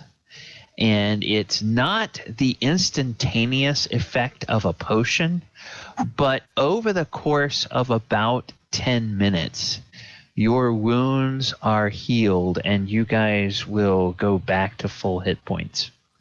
So the 3 of you will go back to full hit points. So you can do that. And within the space of that half hour, you basically get the benefit of a short rest from having that poultice put on you. So while those 3 are doing that, the rest of you, anything in particular you guys want to do? Did you want to go try to find some water? Did you want to try to get something to eat? Did you want to try to talk to people, defenders of the keep, or what? I would definitely try to talk to the people that are healing me as it's going on and ask them if they know why the dragon is attacking. No idea at all. It was just early this afternoon, just before sundown. The alarm bell rang in the tower of the keep, and we all went to see what it was, and there were a large force of humanoids, and we saw what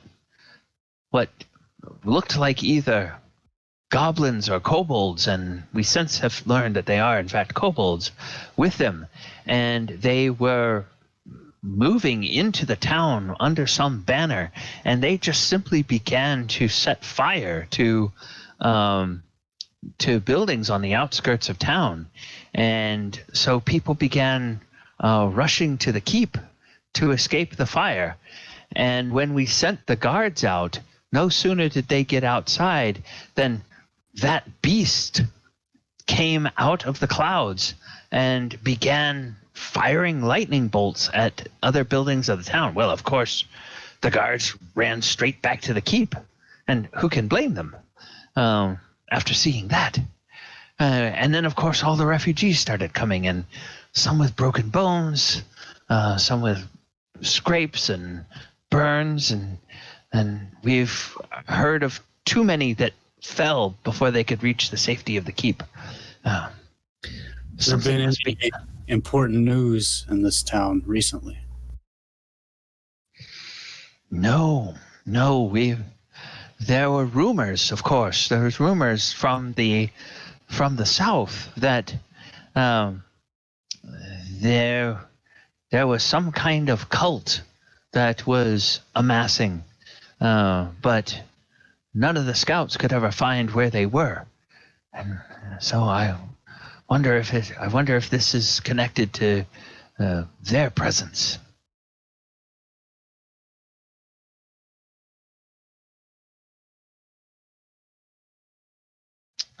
Okay, so anybody else want to talk to anyone?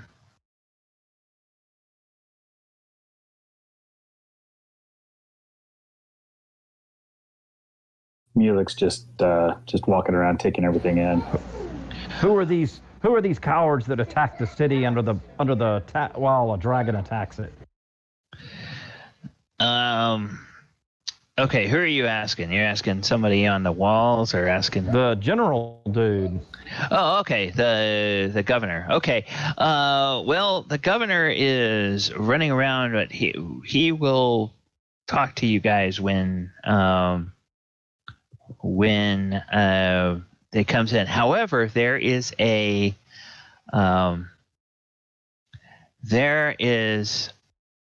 something of a Castilian by the name of Escobar.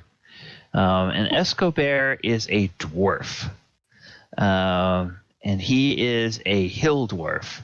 And quite a well-fed hill dwarf, it seems. Rather a rotund fellow. And he seems to be kind of the guy that looks after everything. And so if somebody is asking for Governor Nighthill before he's ready to talk to you, he will run up, and so you ask him about who's attacking the city, and he will say, "Oh, I think it's that damned cult. Somebody said with the spyglass they spied a banner. It looked like the 5 heads of Tiamat. May the gods curse them all." Pah! And he spits on the ground.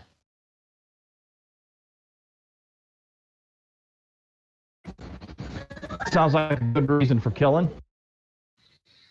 Aye. We should make them all pay with their lives for attacking the city.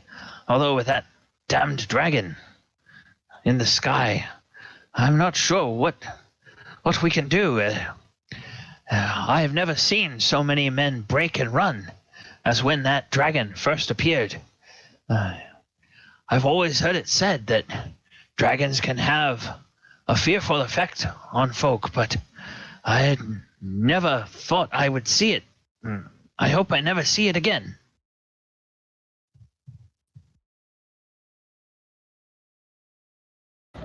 Well, my nickname is Fearless, so I have no concerns with this. Oh, well, let's hope you live up to your reputation, sir. I saw many brave men have their knees turned to jelly when that dragon roared and came out of the sky. It's a horrible thing to witness. Do you have means which to bring down the dragon? Well, some of the archers are up on the walls. They're trying to take shots every time it gets close, but of course, when it comes close, it's also shooting back with that lightning breath of it that it has.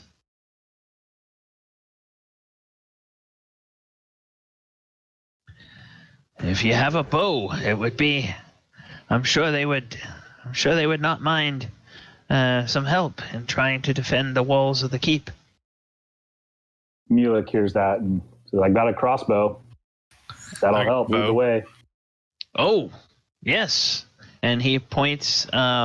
He says, "Go to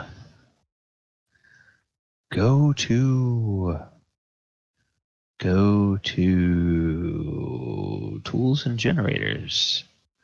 Got the burst running out of energy. Somebody wind him up. You're running low. Okay. Battery. I haven't gotten my cheats yet, so I'm not doing nothing.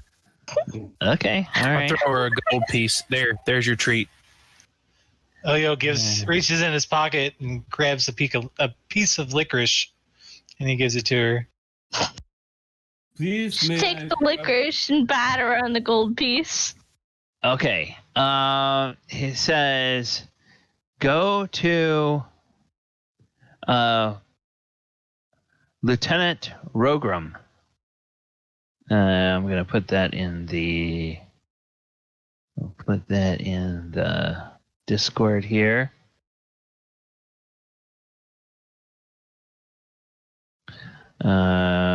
In charge of defending the walls of the keep.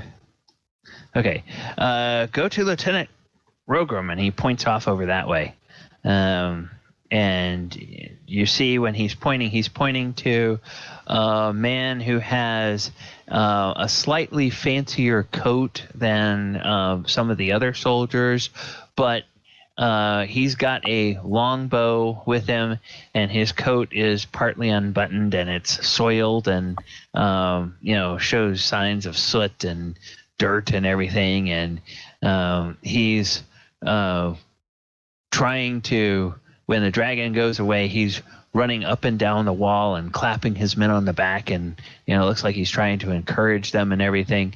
And then when the dragon comes into sight, you can see that he will give orders, and he will train his bow on it, and then he will give the command to fire when it gets within range. So you see that must be Lieutenant Rogram over there. So Mulek goes over, introduces himself, and says, "How can I help?" "Oh, crossbowman, if you're willing, get up on the walls along with my men here. Tell me, have you encountered the dragon today yet?"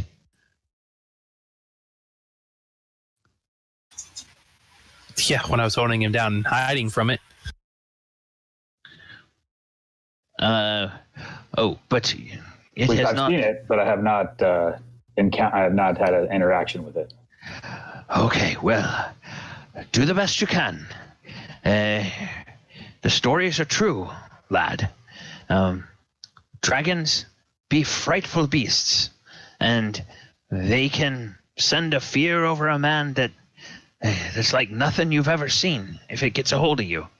So try your best to stand your ground, but there's no shame if it drives you from the wall when it first fixes its gaze on you. I'll give it my best shot. All right, and then he looks at Fowler and he says, "You're with him? You're going to lend your bow as well?" Yeah, I have a short bow. I can do what I can. Okay, all right. Good. It is better than nothing. We'll see if we can't find a longbow for you. But the dragon seems to come around about every minute or so. We found that if we stay on this wall, we can either run from one side to the other and usually get a shot off. His range is, if anything is fortunate, his range of his breath weapon is a little shorter than the range of our longbows. So we can sometimes try to hit him, although most of our arrows just seem to bounce off of his scaly hide and seem to do little or nothing to him except humor him. You just tickle him, that's all. Yes, well, hopefully we can do more than that if the gods are with us. Maybe Malik has something up his sleeve. Oh, that would be mighty fine. All right. So he points you guys up to the wall. You all can run up there. What would you say to your companion as you go, Valor? Please tell me, Malik, you have something up your sleeve, literally or figuratively. Here, I've got a pill. this might help you. Something better than a pill. We're talking about dragon hide, sir. We're not talking about, that wooden over there. We're just putting on a brave face for these people. But just be careful. That's fair. I got your back if you got mine. Let's just try to make a good show of it then. Let's do what we can. Okay. So we're going to do this in phases here. We're getting kind of close to the end of the session. We can do one phase right now. And the first phase we're going to do is defense of the keep.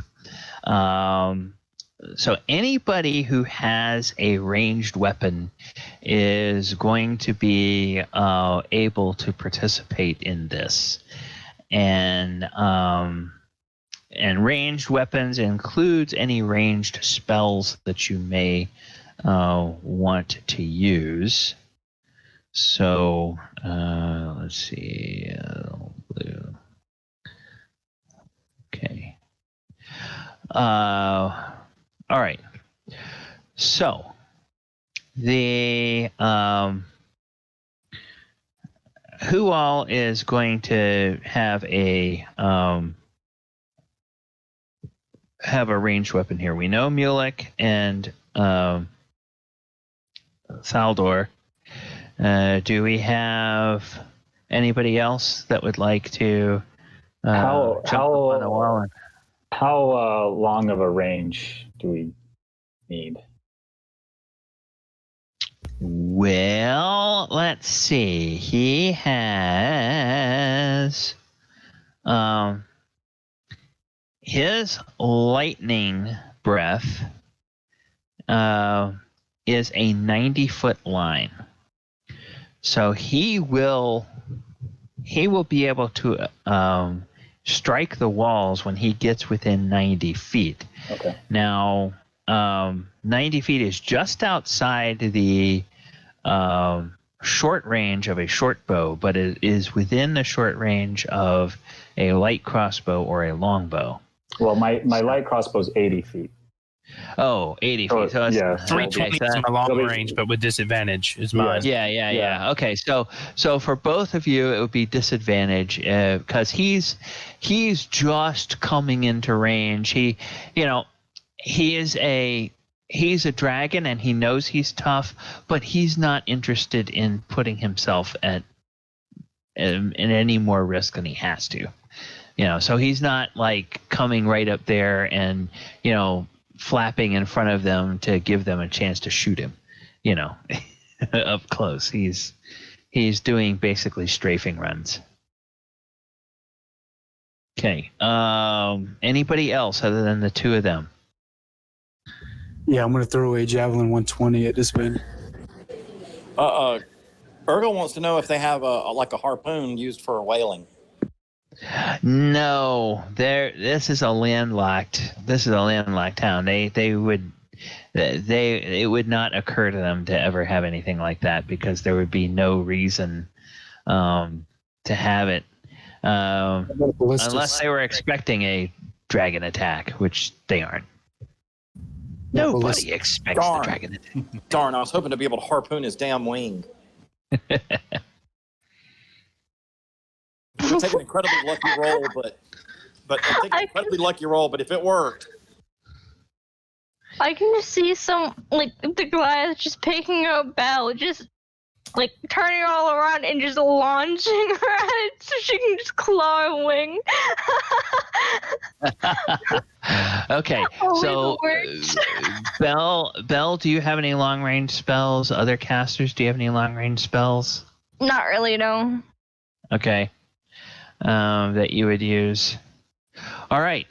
Well, then, we're going to go ahead and do this. I am going to give the three of you who are up there an opportunity. And actually, when you get up there, Brock, they see that you have a javelin. The lieutenant will run over and grab a longbow from a weapon rack, and he'll grab a quiver of arrows, and he'll come over and he'll shove them into your hands. He says, you'll have better luck with these, I think. And so he gives those to you. And I think as a... If they're supplying the weapons and stuff, Bill wouldn't mind helping, but... Okay. Now, I think you're going to have to double check whether your class has proficiency with longbows. Fighters, I believe, do, because they are proficient with everything.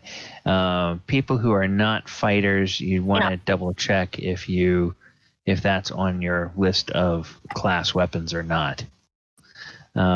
If not, then you're probably better off using whatever you normally have. Okay, so the three of you are going to get chances to attack, and there's also going to be, on any given round, a certain number. Okay, so it's 6 this round. 6 archers that will be attacking along with you guys. So you guys can roll attacks with your bows as the dragon comes in.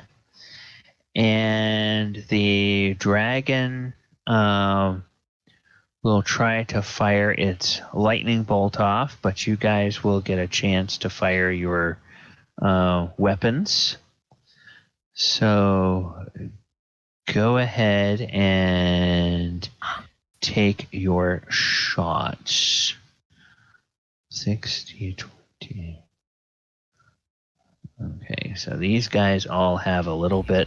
Oh, that's nice. Mulek. You actually hit. 19 is exactly what you need to hit this. But it's at disadvantage. Dang, hold on. One more roll.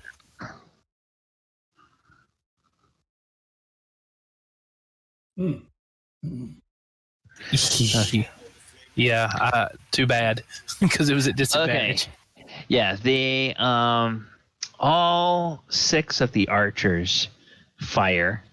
Okay, that didn't work exactly the way. Each one of those should. Okay, so actually one of them, that 18 should have been a 19. So that hit, and that's gonna be 1d8 plus 1.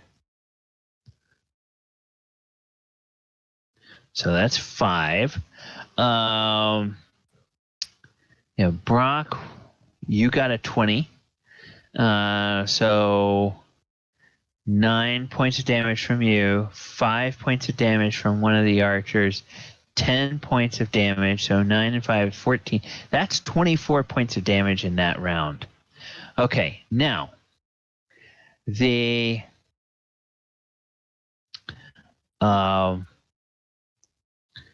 going to roll 1d8. And on a 1 through 6, the dragon will hit one of the defenders of the wall.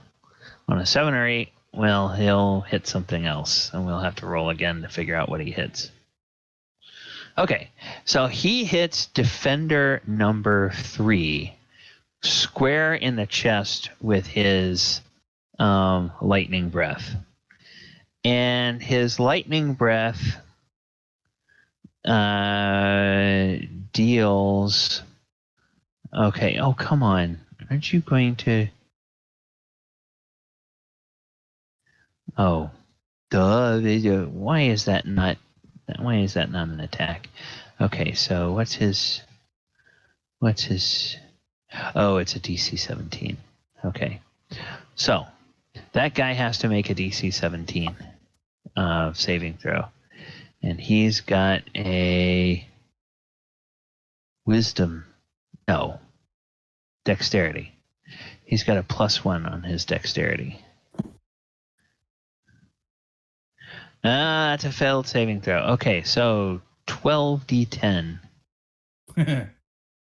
12d10. Oh, Yeah, 12d10 damage. Okay. oh. This first level town guard just gets absolutely smote in the chest with a 63-point lightning breath from this dragon. There, you think you hear a scream, but before he can even really form the words of the scream, this smoking mass just flies off the wall about 25 feet, goes back and hits the side of the central building of the keep, and just his charred remains just sort of slide down the wall and crumple on the ground. And he was dead before he ever left the wall.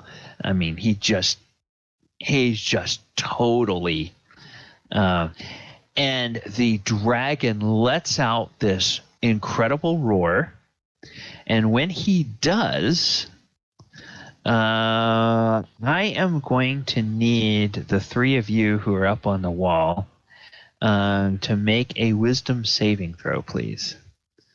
So those of you who are shooting, Brock. Okay, Mulek. Okay, that's 14, and Thaldor 13. Okay, that fails, and you guys are now frightened for 1 minute, but you can make a saving throw at the end of each of your turns. So you just suffer the frightened condition. So let me see. Do we have frightened? Okay, I'm just going to copy and paste the frightened condition. Okay. Go ahead and make me 3 saving throws, and your target is a 17. It's wisdom saves. So at the end of each of your turn, you're doing that. You want 3 from each of us, or 1 from? Yeah, 3 from each of you, because there's 3 rounds.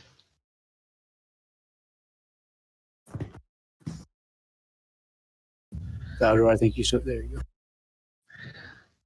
Okay. Now, you are not suffering disadvantage. You are not suffering disadvantage because it has gone back up into the clouds. But, Brock, you make your save. Mulek, you make your save. Thaldor, you make your save. So all 3 of you eventually save out of it before the dragon reappears. But in those few seconds, you each experienced a terror like you did not know you were capable of feeling. Brock, you've been in a lot of tough situations. A lot of bad stuff went down as you were leaving home.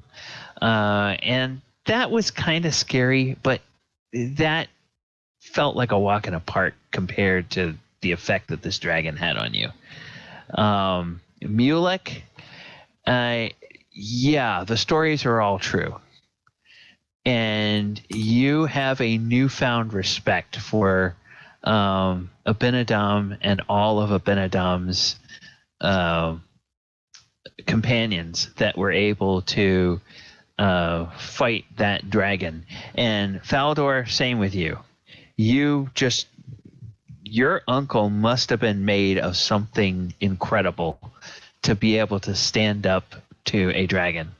Of course, now, as players, you all realize that the young dragon doesn't have that ability. But as characters, especially if they had been listening to Uncle Finn too much, they probably would have embellished that story about the dragon's frightful presence as much as they could. Finn and the other guys. Yeah. Dogs are good.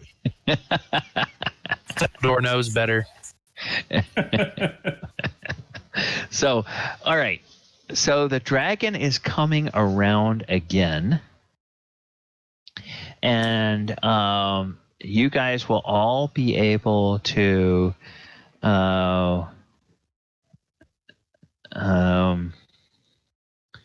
make attacks this time.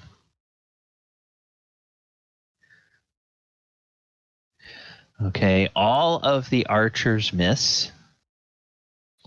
There's only 5 of them. Brock misses. Mulek misses. Thaldor, you missed. It's not. too. Yeah, that'd be the lowest, I think. Hold on. No, I did lower. Okay. Then, we'll say that another guy came running up, despite what happened to poor Larry last time. His brother Daryl comes up this time, and he's going to. Where's his other brother? You mean his other brother Daryl? Okay. He comes up, and the dragon is going to. Let's see. He's going to roll a d8, and we're going to see if he attacks one of the. Oh, that's right. There was no +1 on that 1d8 roll. Daryl's son says he is very sad because nobody is able to speak for him now. Okay. Oh, 7. All right. So now there's a 25% chance that he hits the wall. No, 75% chance that he hits the wall, and a 25% chance that he hits a building inside the thing. So I'm just going to make a roll for that. Okay. The lightning bolt misses all of the defenders on the wall and comes over and strikes the roof of the central keep. And tiles just explode off of the roof and go everywhere. And I'm just going to say, okay, let's see. Who is 1, 2, 3, 4, 5, 6. Okay, Thaldor, you take 3 points of damage from flying shrapnel as tiles explode from the roof and just fly all over the place. And, some fragments of the tile just bury themselves into your flesh. Okay. But since you all have saved, you're immune to the effects of the dragon sphere. Dragon comes around one more time, so go ahead and make one more set of attack rolls. And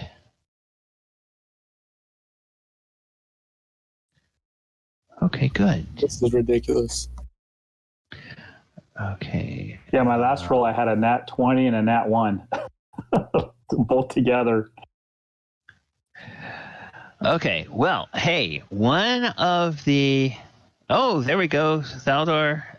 Oh, No, but disadvantage. Yes. Disadvantage. Okay.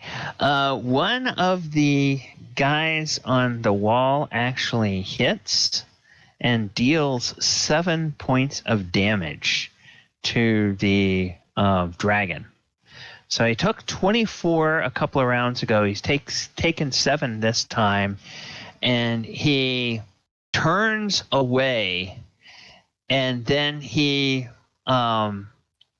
heads out towards the west of the town, and your eye is drawn in the direction of travel, and you see that there are 3 large carts. They're carts that are being pulled by a pair of oxen. These are not draft horses. These are full-on oxen. So these are big, big damn carts. And standing in front of the lead cart, there are 2 striking figures. One is a person who stands on 2 feet, but he looks almost like he has the head of a dragon himself. And he is standing there with a very fancy cloak on. And he is right next to him is a half-elf, a female. And they're like maybe 300 feet away or so. So they're a good distance away. And it's too dark for you to see much detail about them. But she's got a white cloak on, and they seem to be directing some of these cultists and these kobolds who are bringing stuff to these carts and throwing stuff into these carts. And as the dragon gets close, he kind of slows down a little bit, and he doesn't quite hover, but he gets there and he shouts out something. Does anybody here have Draconic as a language?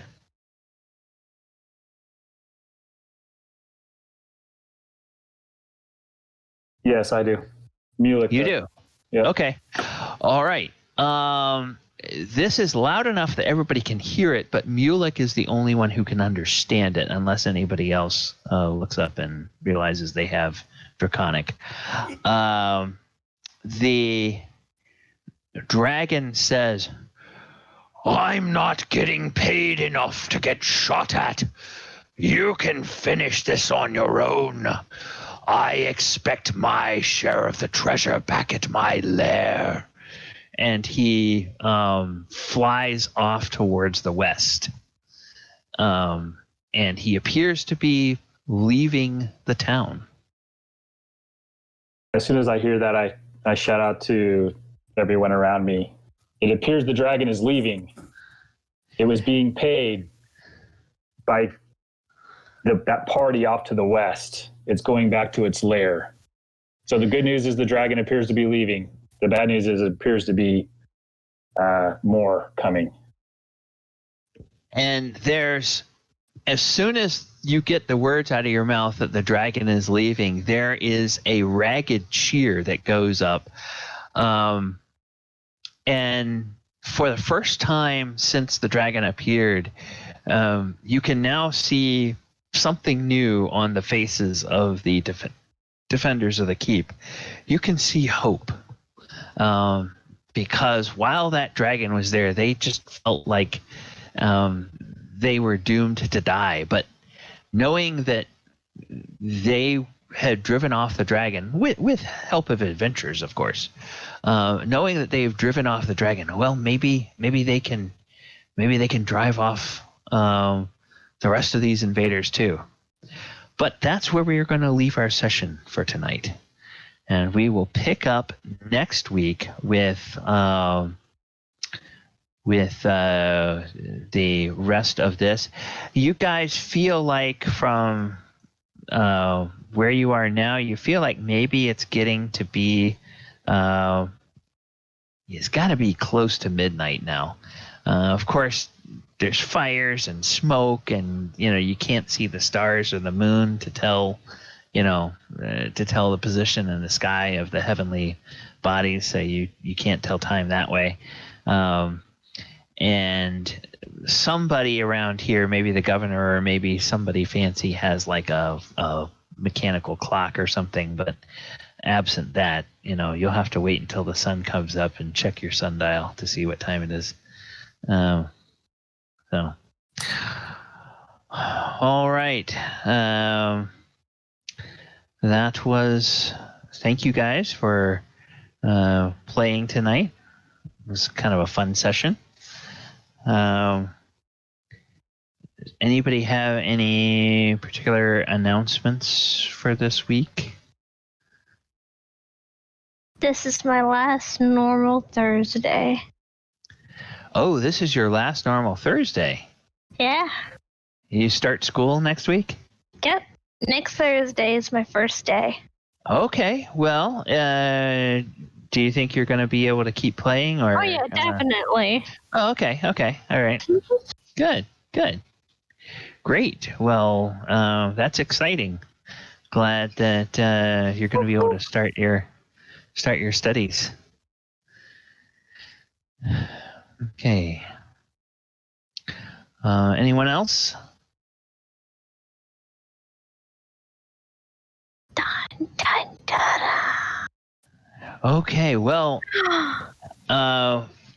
thank you to our viewers that we had. We've had a couple of people on the stream tonight. We've got one person left on the stream. Thank you for hanging out and watching with us. We play every Thursday night, and we will be seeing what will happen with these folks. And just kind of for table talk here at the end of the session before I turn off the stream, I want to tell you that I was very curious what a real set of more or less experienced players would do, because I consider now, James, I consider you an experienced player because you've gone through an entire, a short campaign, but an entire story arc, and you kind of have learned what to expect from D&D, and I had my expectations of what a normal party would do when faced with this sort of confrontation. And I, look at the way this adventure was written by the folks at Wizards of the Coast, and I go, yeah, I just don't see normal first level characters doing that without being completely railroaded. All right, you're in one of those. You're in on one of those. What the hell do they call it? There's a name for it. Remember the old game where the camera, kind of like Mario, where the camera just kept going, and you had no choice except to stay in the frame. They call it a theme park. Oh, theme park. Basically, just walk along the road and see the sides. Yeah. It's like without being in a game where the DM says, "Oh, the world appears to be collapsing behind you, and there's no way of getting away from this town." And I just don't see how a group of level 1 adventurers would go, "Hey, there's an adult dragon attacking that town. Let's go try to kill it." See, I was thinking the same thing when I first walked into town. I was like, there's a dragon. As an experienced player, like, I'm just going to stay away from it because I don't want to die. Exactly. But they were brilliant in the way that they threw out the townsfolk in front of us that were in danger. Playing my character, I couldn't just sit there and watch. I had to go help. And then from there, we had to keep them safe. So it kind of... Yeah. By keeping them safe and running like 150 yards or feet, I guess, in open grassland with a dragon, appearing every minute. It's like, okay. That's also a thing. There was layers to it. Like, see y'all later, everybody. Yeah, take care, Michael. Yeah.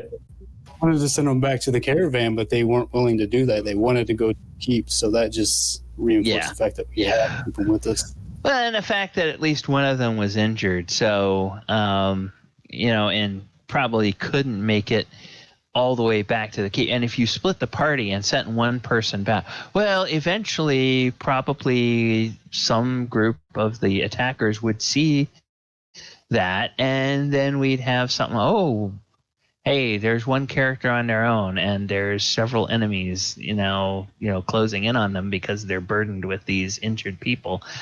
So what does that character do? Do they just say, oh, sorry folks, I'm out of here? Or do they, valiantly try to defend themselves, and somebody winds up having to roll up a new character because we split the party? I thought Wes was going to have to do that, yeah. Yeah, so... Oh, yes, because if we hadn't had the children to defend, he would have charged. Yeah. So that was a good thing there. Well, the good thing that you always have one quotation mark child in the group. DM, for the skills challenge, Stupid Discord. We were really close to failing that skills challenge. Yes. What would you share with us? What the ramifications of that would have been if we had failed? I think probably what would have happened there is you probably would have found the keep in much worse shape. You would have found probably more of the defenders of the keep dead. The walls may be close to being breached. Something like that. You guys would have still reached the keep, but it would have been a precarious thing, and perhaps one of the first things you would have had to do is go to the gates and defend the gates from people trying to break in.